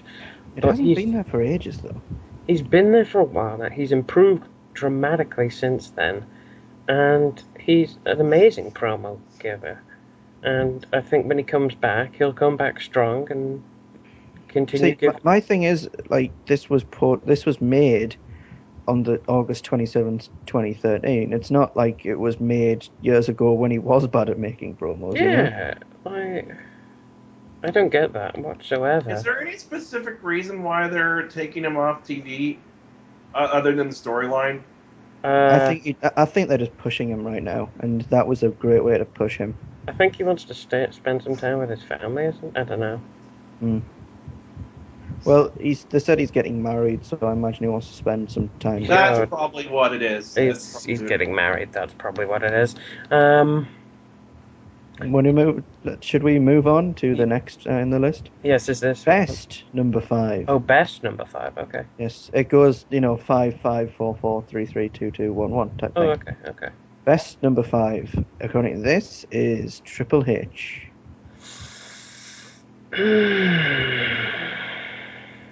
No. Yeah.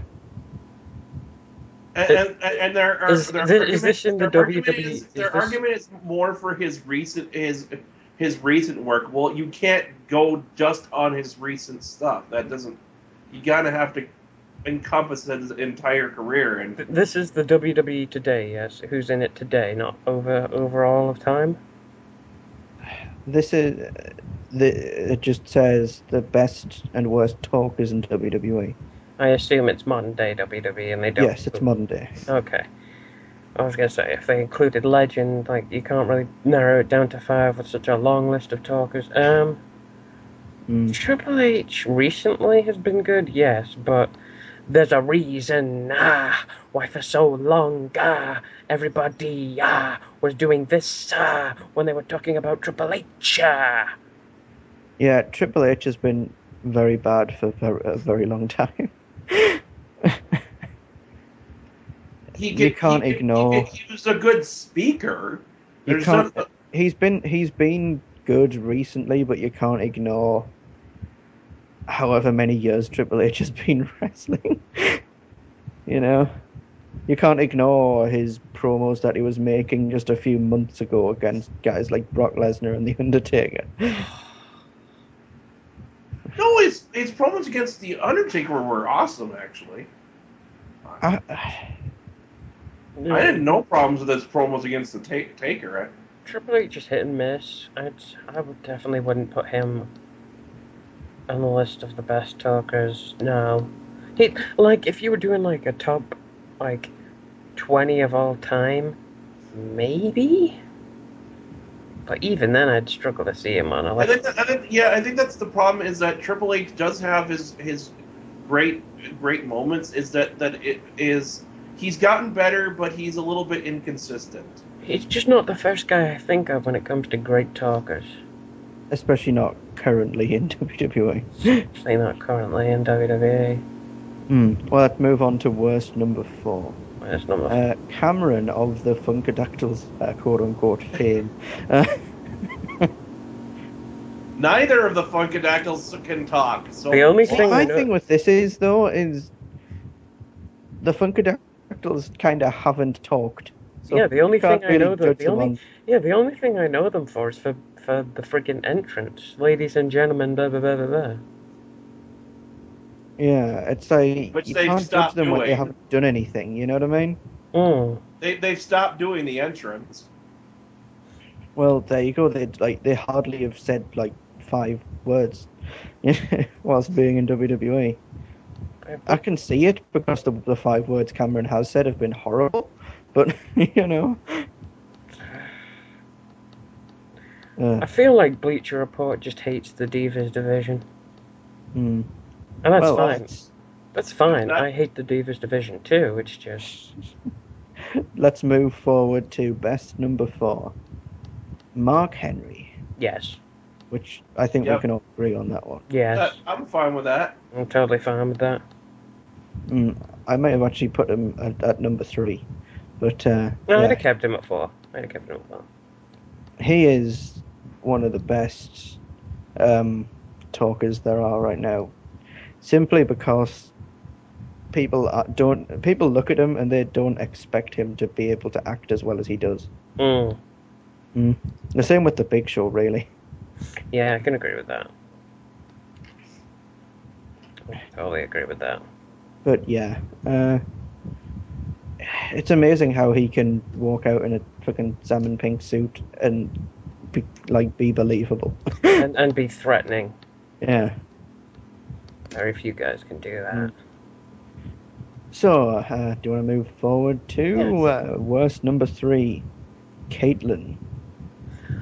I'll agree early in her career she was bad, but I'll give all credit where credit is due to Caitlyn. She has vastly improved.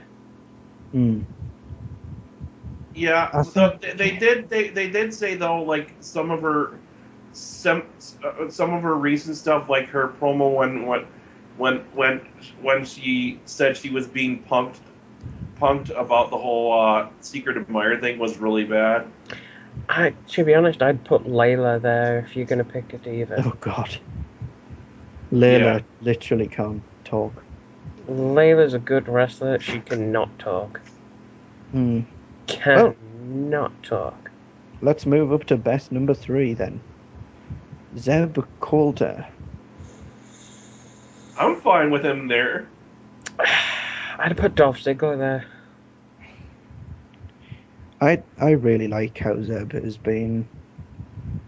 Zeb's one of those guys where you don't realize how good he is until someone points it out to you. Oh yeah, Zeb is good. I would have just had to put Dolph Ziggler there. Hmm. Not this before I put Zeb Coulter there. I think the problem is that recently they haven't really let Dolph Ziggler talk that much. That's true. Yeah. And Dolph Ziggler, he's good at being energetic, but I wouldn't say he was good at acting. Like, acting, you know, Oh, like that's why he didn't really work as the baby face, not the the baby face. No, sorry, he was a heel then, wasn't he? As the heel, in distress to world heavyweight champion, because he wasn't the best actor for that role. well, that wasn't really what his character was anyway. And it wasn't what his character was anyway. I do think that someone else could have pulled that off better than he did, though. You know, that's why I wouldn't put him as high on the list, because I think other people could do it better than he. That's fair enough. Well, worst. Let's move on to worst number 2. The Miz as a babyface. The worst. I wouldn't put him that high up personally. I'd have had him on the list, but I wouldn't have put him that high up. Yeah. I'd put Randy Orton that high up. Yes. But the thing is with the Miz, I can tell you who my number 1 and number 2 worst would be. It's Ryback and Orton. Yeah, Ryback. Where would Carly be then? Khali wouldn't be on the list simply because that's not his fault. I was going to say, I thought your top 5 worst would be 3 Randy Ortons and 2 Rybacks. Ryback and Orton would be my top 2 worst, definitely. Yeah. No, I wouldn't be. I mean, as much as I don't like Randy Orton, I wouldn't be that unfair. You got to put other people on the list. Yeah. But for me, the Miz, he's just not good in general. No. I disagree. I think he's great. He's absolutely great as a bastard heel, like that the cocky heel who thinks he's better than who thinks he's the he should be in the main event and everything. I think but I don't see him as a guy that I'd want to hate or I'd want to love. I see him as a guy I'd want to be indifferent to constantly. I have a compliment for Miz. He makes me want to punch him in the face. I mean, that's just because he looks like that, though. That's not because he says anything that makes I you have go, I have a compliment for this. He's the best pre-show going around today. Oh. The whole effing pre-show, yes. Well, the thing is, he's actually right now. He at least they're putting him in a feud now with. It seems with Damian Sandow, I think. No, it's against. Great! Let's have. Oh no, Fandango. Oh, Fandango. My fault. Fandango. Oh great! Let's have the Miz just squash the one of the few young guys that really needs to have. Dude, be facing someone with talent right now. Dude, Fandango needs a character change. He does, but he needed it when he first started. That gimmick would. I mean, Johnny C made it work, but he only made it work as long as he could. So, moving on to best number 2, CM Punk. Yes. Yes. Yeah, no problem there. No problem. Moving on. Worst number 1, Eva Marie. I really hate her. She's only been on the show one time. How does she count? Why is she anywhere near this list? I really hate her. I love how all the worst talkers are divas and Cody Rhodes. Yeah, I love how all the worst talkers are divas. Who would I put on that number 1 spot? My 1 and 2, Ryback and Orton. Do you think they give a shit about the divas? No, they don't. Ryback and Orton weren't anywhere near this list, though. I would put Randy Orton at number 2 and Ryback at number 1. Ryback and Orton were nowhere near this list. I don't know why. That's scary. Obviously, Bleacher Report just really hates the divas. I mean, Orton at least changes the tone of his voice to a degree. Let's see. Doesn't change his voice. Ryback doesn't change his voice tone at all. That's because he can't, because of all the roids just circulating through him right now. I think I would have gone number 1, Randy Orton. Number 2, The Rock. Number 3, Ryback. Number 4, Sheamus. I Number was going to 5. say The Rock, but with like an asterisk, and the asterisk says anything after 2008. Number 5. Fuck, I don't know. Someone else. One of Layla, the 'cause divas. Layla Any is of, pretty- yeah, Layla. There you go. She's pretty bad. But yeah, moving on to the best. Number 1 is Paul Heyman, which I also agree with. I can agree with that. Yeah, Paul Yeah. Heyman. Mm. He's the best. Now- The best he's been in years. The problem I have with this list, they left so many people out. Well, it's only a top 5. I know, but even in the top 5, I mean, they put Triple H on the number 5 list. On number 5 as the best talkers. I mean, Daniel Bryan, Dolph Ziggler, Dean Ambrose, Bray Wyatt. These guys weren't anywhere near it. This was made not that long ago. This was made last week. Yeah, I'm surprised Bray Wyatt wasn't on that list actually. Like, His- all of these amazing talkers just weren't anywhere near the list, you Dude, know? his promos have been giving me chills. I love Bray Wyatt so That, much. that Sister Abigail promo he did 2 weeks ago. Yeah. Oh, Well, the thing with Bray Wyatt is he was the reason I watched NXT. And I love what they just did on Raw, where he's not he actually goes, "Where's Kane?" And he basically just like kind of skirted around it, kind of like he just said he never really explained where Kane is. He's made his bed, and now he's gonna burn in it. God, Bray Wyatt, to think you were Husky Harris. To think. It's like he's asking the question himself, and then he's like, "I'm not telling you. I'm gonna leave you in the dark on that one." So yeah, my question is, who would you put as your top 5 best talkers Of modern WWE. of like in the current roster? Number 1 would either be number 1. I'll go with Punk. Number 2 would be. I'd say number 2 would be Heyman. Number 3 would be Bray Wyatt. Number 4 would be D-Bry, and number 5 would be Dolph Ziggler. Of the best. I'd probably have Mark Henry as number 5, but apart from that, they're pretty the same.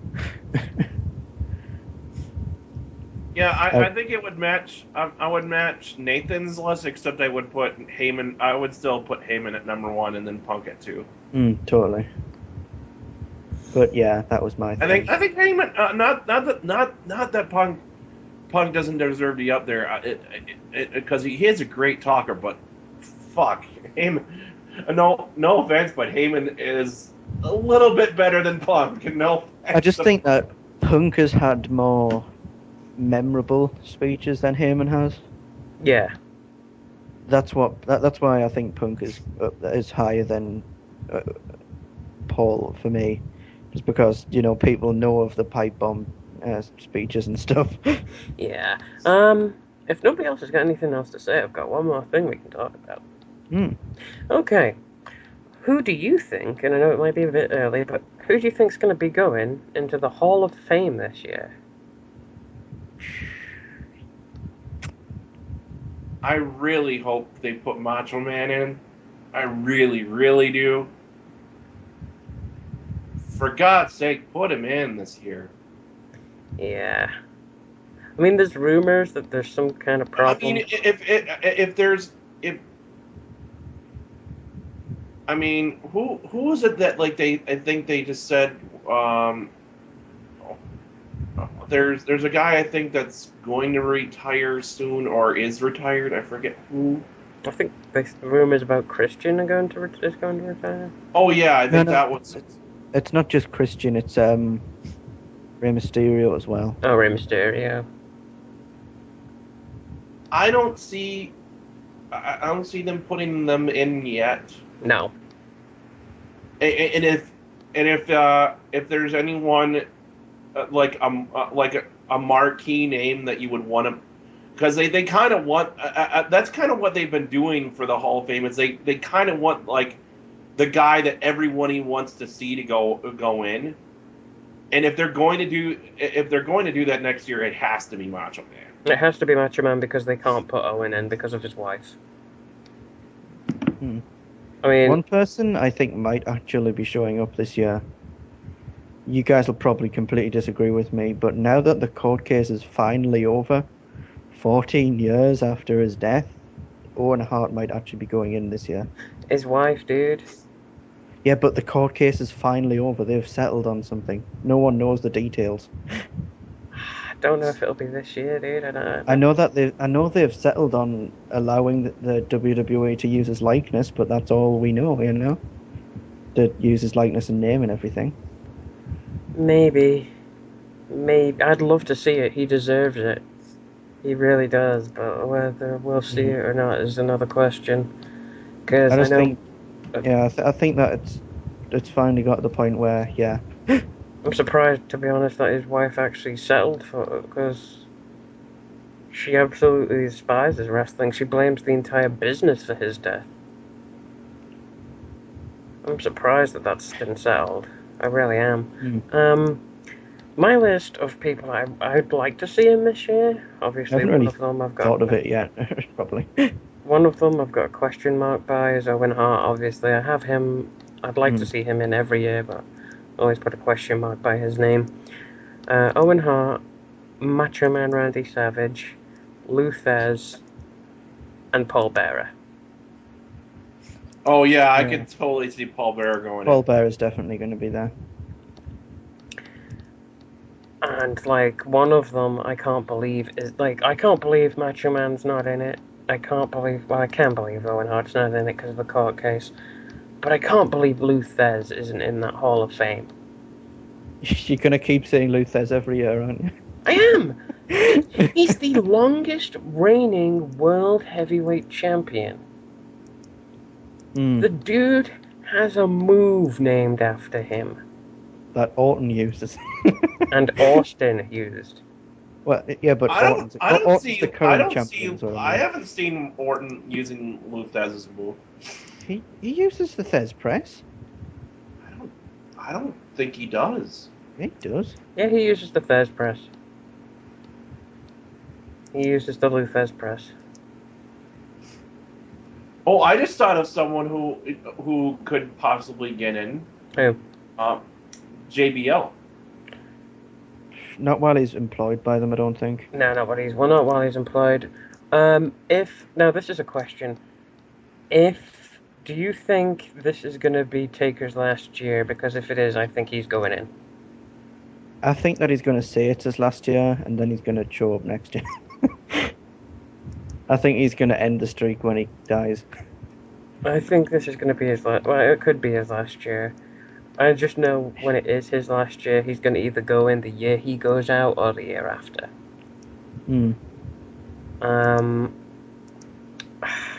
Who do you think the celebrity is going to be this year, guys? It's always going to be... It's always someone stupid. It is. You know who I would like to see? I would like to see... I say this like every year, but I would love to see a WWE ref put into the Hall of Fame. No, seriously, because Earl Hebner is the yeah, exactly, like Earl Hebner. He kind of does deserve to go in because exactly he's been in the business. Oh, I know one guy that might go in this year. DDP. I really don't see that, honestly. Well, no, but after he's had all of the, the really high publicity and praise, they might do it. Yeah. I just think it's kind of weird. Not to say that he's not kind of a legend, but it's not. He's not that super well known. I can kind of see him. Not going in until he's never had really any memorable title reigns or anything like that. Yeah, it's not like the Four Horsemen. It's not like it's a name everyone knows, regardless what company it was for. You know, it's not like Sting. It's not like the Four Horsemen. He's. I'd say he probably deserves to go in, but how long we'll wait to see him go in is another thing. Yeah. I think if Macho Man isn't in this year, that's one of the biggest fucking crimes in the Hall of Fame. To have people like Coco Beware in the Hall of Fame and to keep Macho Man out for as long as you have. Well, isn't Rick Rude still not in the Hall of Fame? Yep. Oh, there's guys that are going. Rick Rude's not in it. Macho Man, Owen Hart, like I said, Lou Thez, yeah, Scott Steiner's totally going to go in this year, definitely. But Coco Beware is in the Hall of Fame, and these guys aren't. Coco Beware. Could you maybe see Sid going in? No. No. No. Could not see. I mean, maybe because of his current association with them, the Ultimate Warrior. I'd know about that. Because not only has he been doing work with the game, but apparently him and Vince have patched things up. There's an interesting. I actually was thinking, because of Ultimate Warrior's work on the game, do you think he might get in? I don't. That's point. I don't. Did you just not listen to what Riddler's just fucking said? Yeah, he's done work on the game, and also him and Vince have patched things up. Well, I thought you were saying Sid though. No, I was talking about Ultimate Warrior. You know who should go in, but I doubt will. Who? Brian Pillman. Yes. Yeah. I doubt he's gonna go in. Yes, Pillman deserves to be in the Hall of Fame. Yes. Once Macho Man gets in and Owen Hart, I'm gonna petition and be like, Brian Pillman should be in that. No, he should be in the Hall of Fame. Yeah, he should have been in for a while. He should have been in for a long time. The loose cannon gimmick was so awesome. It was way ahead of its time.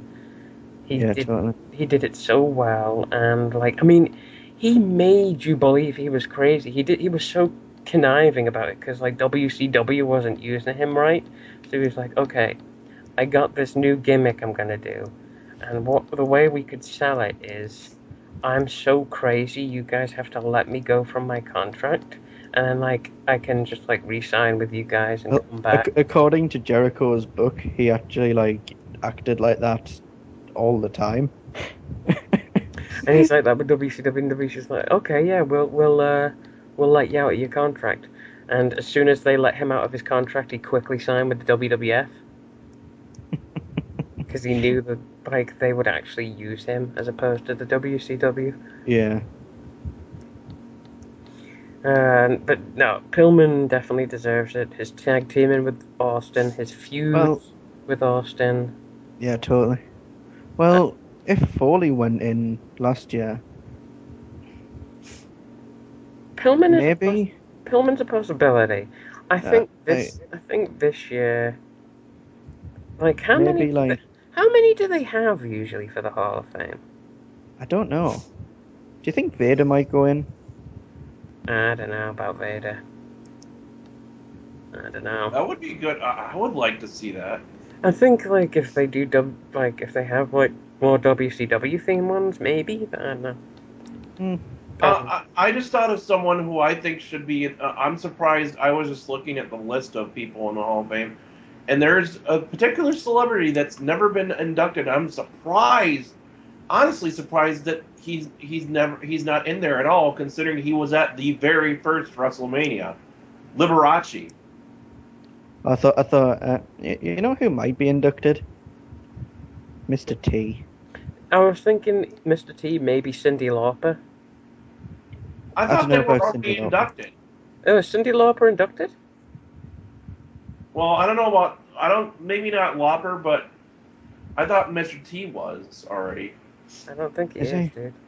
I don't know. They're probably If gonna he isn't, choose- if he isn't inducted, I would not. That would totally be a great induction to the celebrity wing. they're probably gonna like just choose someone stupid like Hugh Jackman. Oh no, it's Oh, usually someone who's what the been. fuck? It's usually someone who's been thoroughly involved with wrestling. Yeah, but it's getting rarer and rarer. It's not like they're gonna get the two guys from The Hangover who hosted that one episode of Raw. You know. They're gonna get the guys This from year's the. celebrity induction, Snooki. It's not like it's gonna be anything They like should that. totally induct the Muppets. Dude, that'd be awesome. It would be awesome. Actually, I would not mind that. I would not Acceptance mind that. speech by Kermit. Do it. Do it. Do it. Totally. Do Dude, it. I would totally get the full version of the Hall of Fame for the Muppets induction speech. I still haven't seen the full version of Mick Foley's speech. I have. It's good. How long is the full version? Oh God. Over an hour? At least an hour, yeah. At least an hour. My list for this year is it's Randy Savage, Paul Bearer.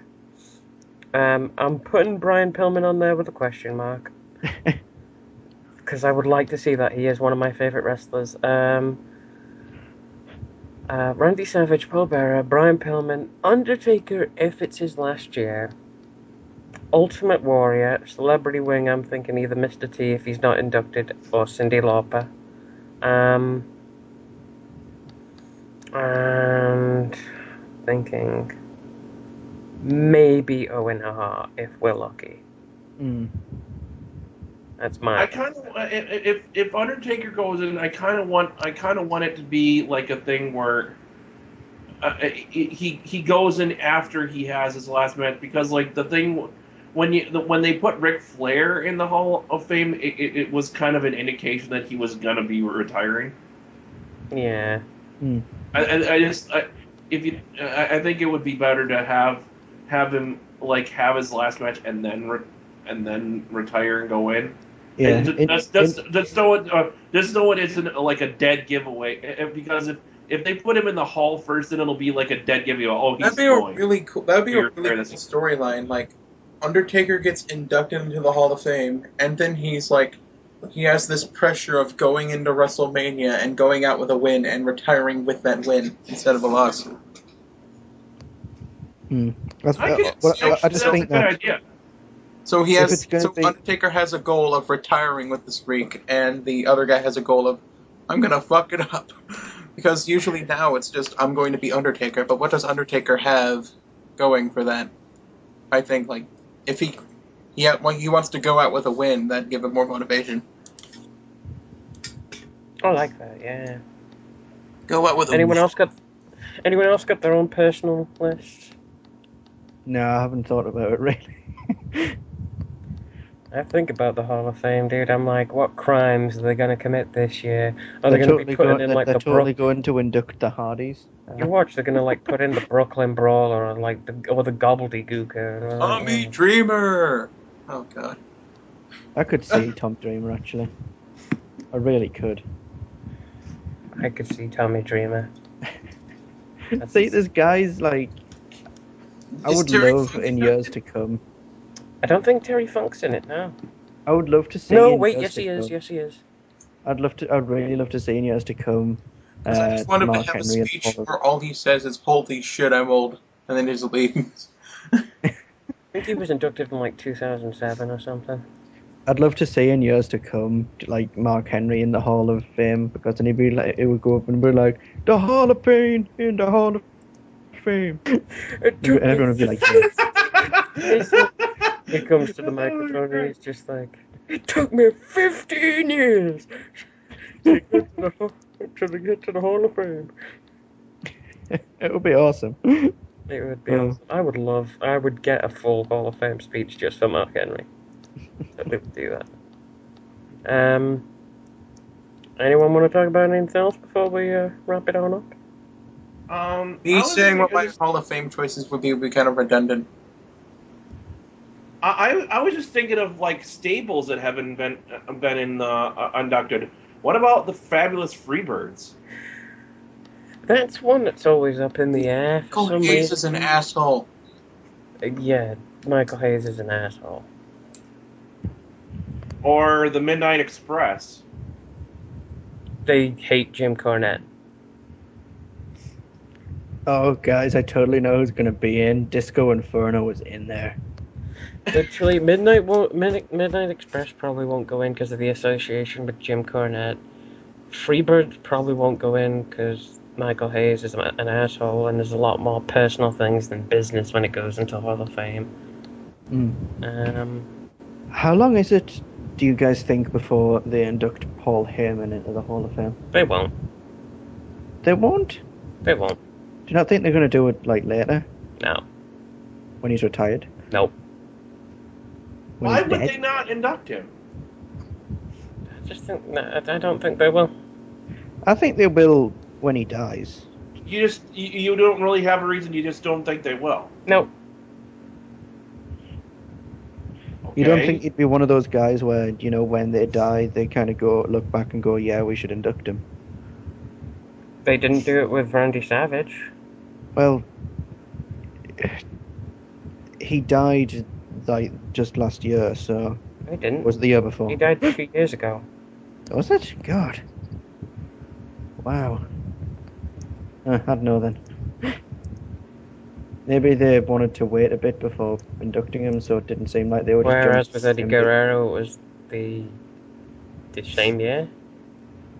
I don't know. I mean, hell yeah, I'm not saying Eddie Guerrero doesn't deserve it. I'm just saying by Guys. your logic. Guys, they're gonna totally induct Virgil.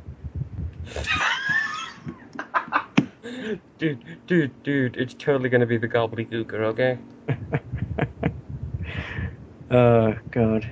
He totally deserves it. I think Paul Bearer is going in for sure. Yeah, definitely. I think Paul Bearer is going in for sure. I'd like Randy Savage to be in it. He fucking deserves it. Because I can just imagine what Punk would say in that, like, Hall of Fame video promo about Randy Savage. And, like, all the, oh yeah, imitations from all the wrestlers. Yeah, Randy Savage should definitely go in. Luthez, it's about time he goes in. Owen Hart, if what Nathan says is true, it's about time he goes in. Ultimate Warriors are maybe. Brian Pillman's, and I hope he goes in. Yeah, Paul Bearer's a definite. He's the only person I can say definitely is going in this year. In my eyes. And if he doesn't, I will be surprised. Because I can't think of anyone else who I can say will definitely be going in this year. Ultimate Warrior's a maybe. Randy Savage is a maybe. Owen Hart's an I hope. Brian Pillman's an I hope. Luthez is a God knows. Yeah, I think we've pretty much exhausted. Yeah, I can't think of anyone else. Rick Hmm. Rude would be nice, but again, that's a maybe. Well, there's a lot of guys that should be inducted, but they kind of, because they were assholes. Michael Hayes. Yeah. I don't know if Rick Rude was an asshole, though. Lex Luger. Yeah, that was No, good. Lex Luger just, no, he doesn't even deserve to be in it, dude. Yeah, but Yeah. you know what his thing's called, don't you? His autobiography. No. I'll have to look it up. Stall. No,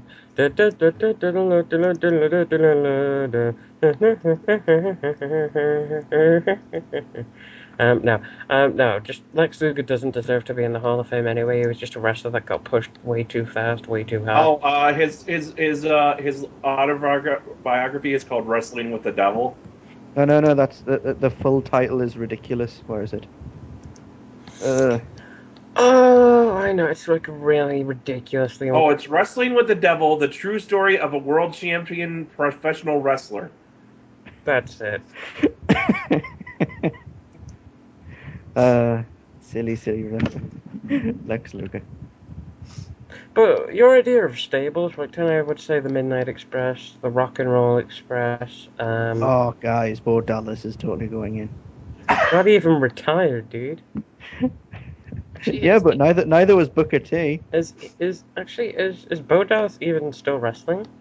Yeah, in NXT. He's the NXT champion. Is he still terrible? Yeah. Oh.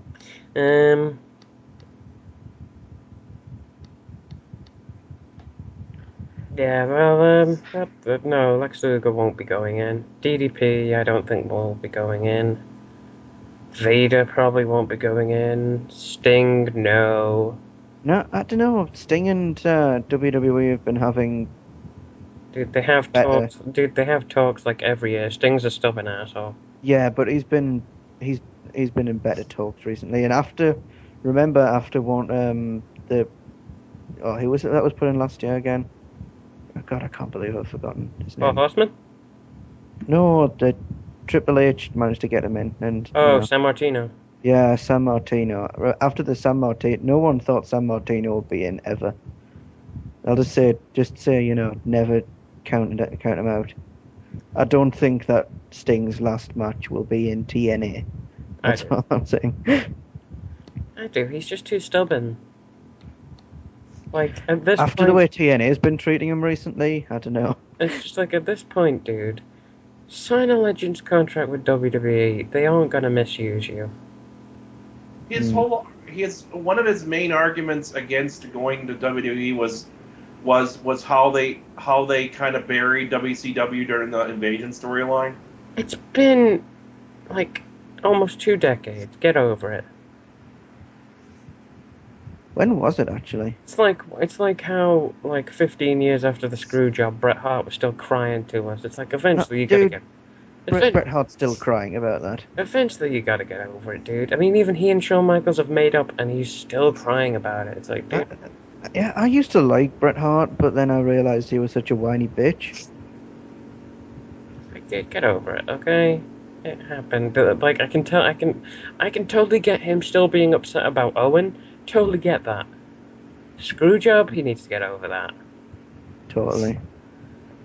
But this was the C show, and I was Riddler saying Macho Man better be in the Hall of Fame this year, or the Hall of Fame shouldn't be around. This is Rocktan saying, SmackDown was live in my city yesterday night, and if I could have, I would have been there with signs saying Orton is the most boring champion ever and fire Ryback, and also watch the C show on Wrestle Tracks on YouTube. That would have been the longest sign ever. Well, I would have had like a sign where I could flip it, and then I have like one more. See, I actually wouldn't want to take a sign to a WWE thing because there would be people sitting behind me. I at least wish that I kind of wish that I might have I was like tempted to like wait outside of the Target Center after it's over and just like start heckling wrestlers as they come out. Dude, I would just make a sign that said "mirror" on it. Yeah. And I'd hold it up to wrestlers as they pass by the barricade. Yeah, I would hold up a sign saying "Watch the C show." I'd also hold up a I'm that desperate. Wow, really? I'm weird, and I would get a sign that just says, "This is a sign." God.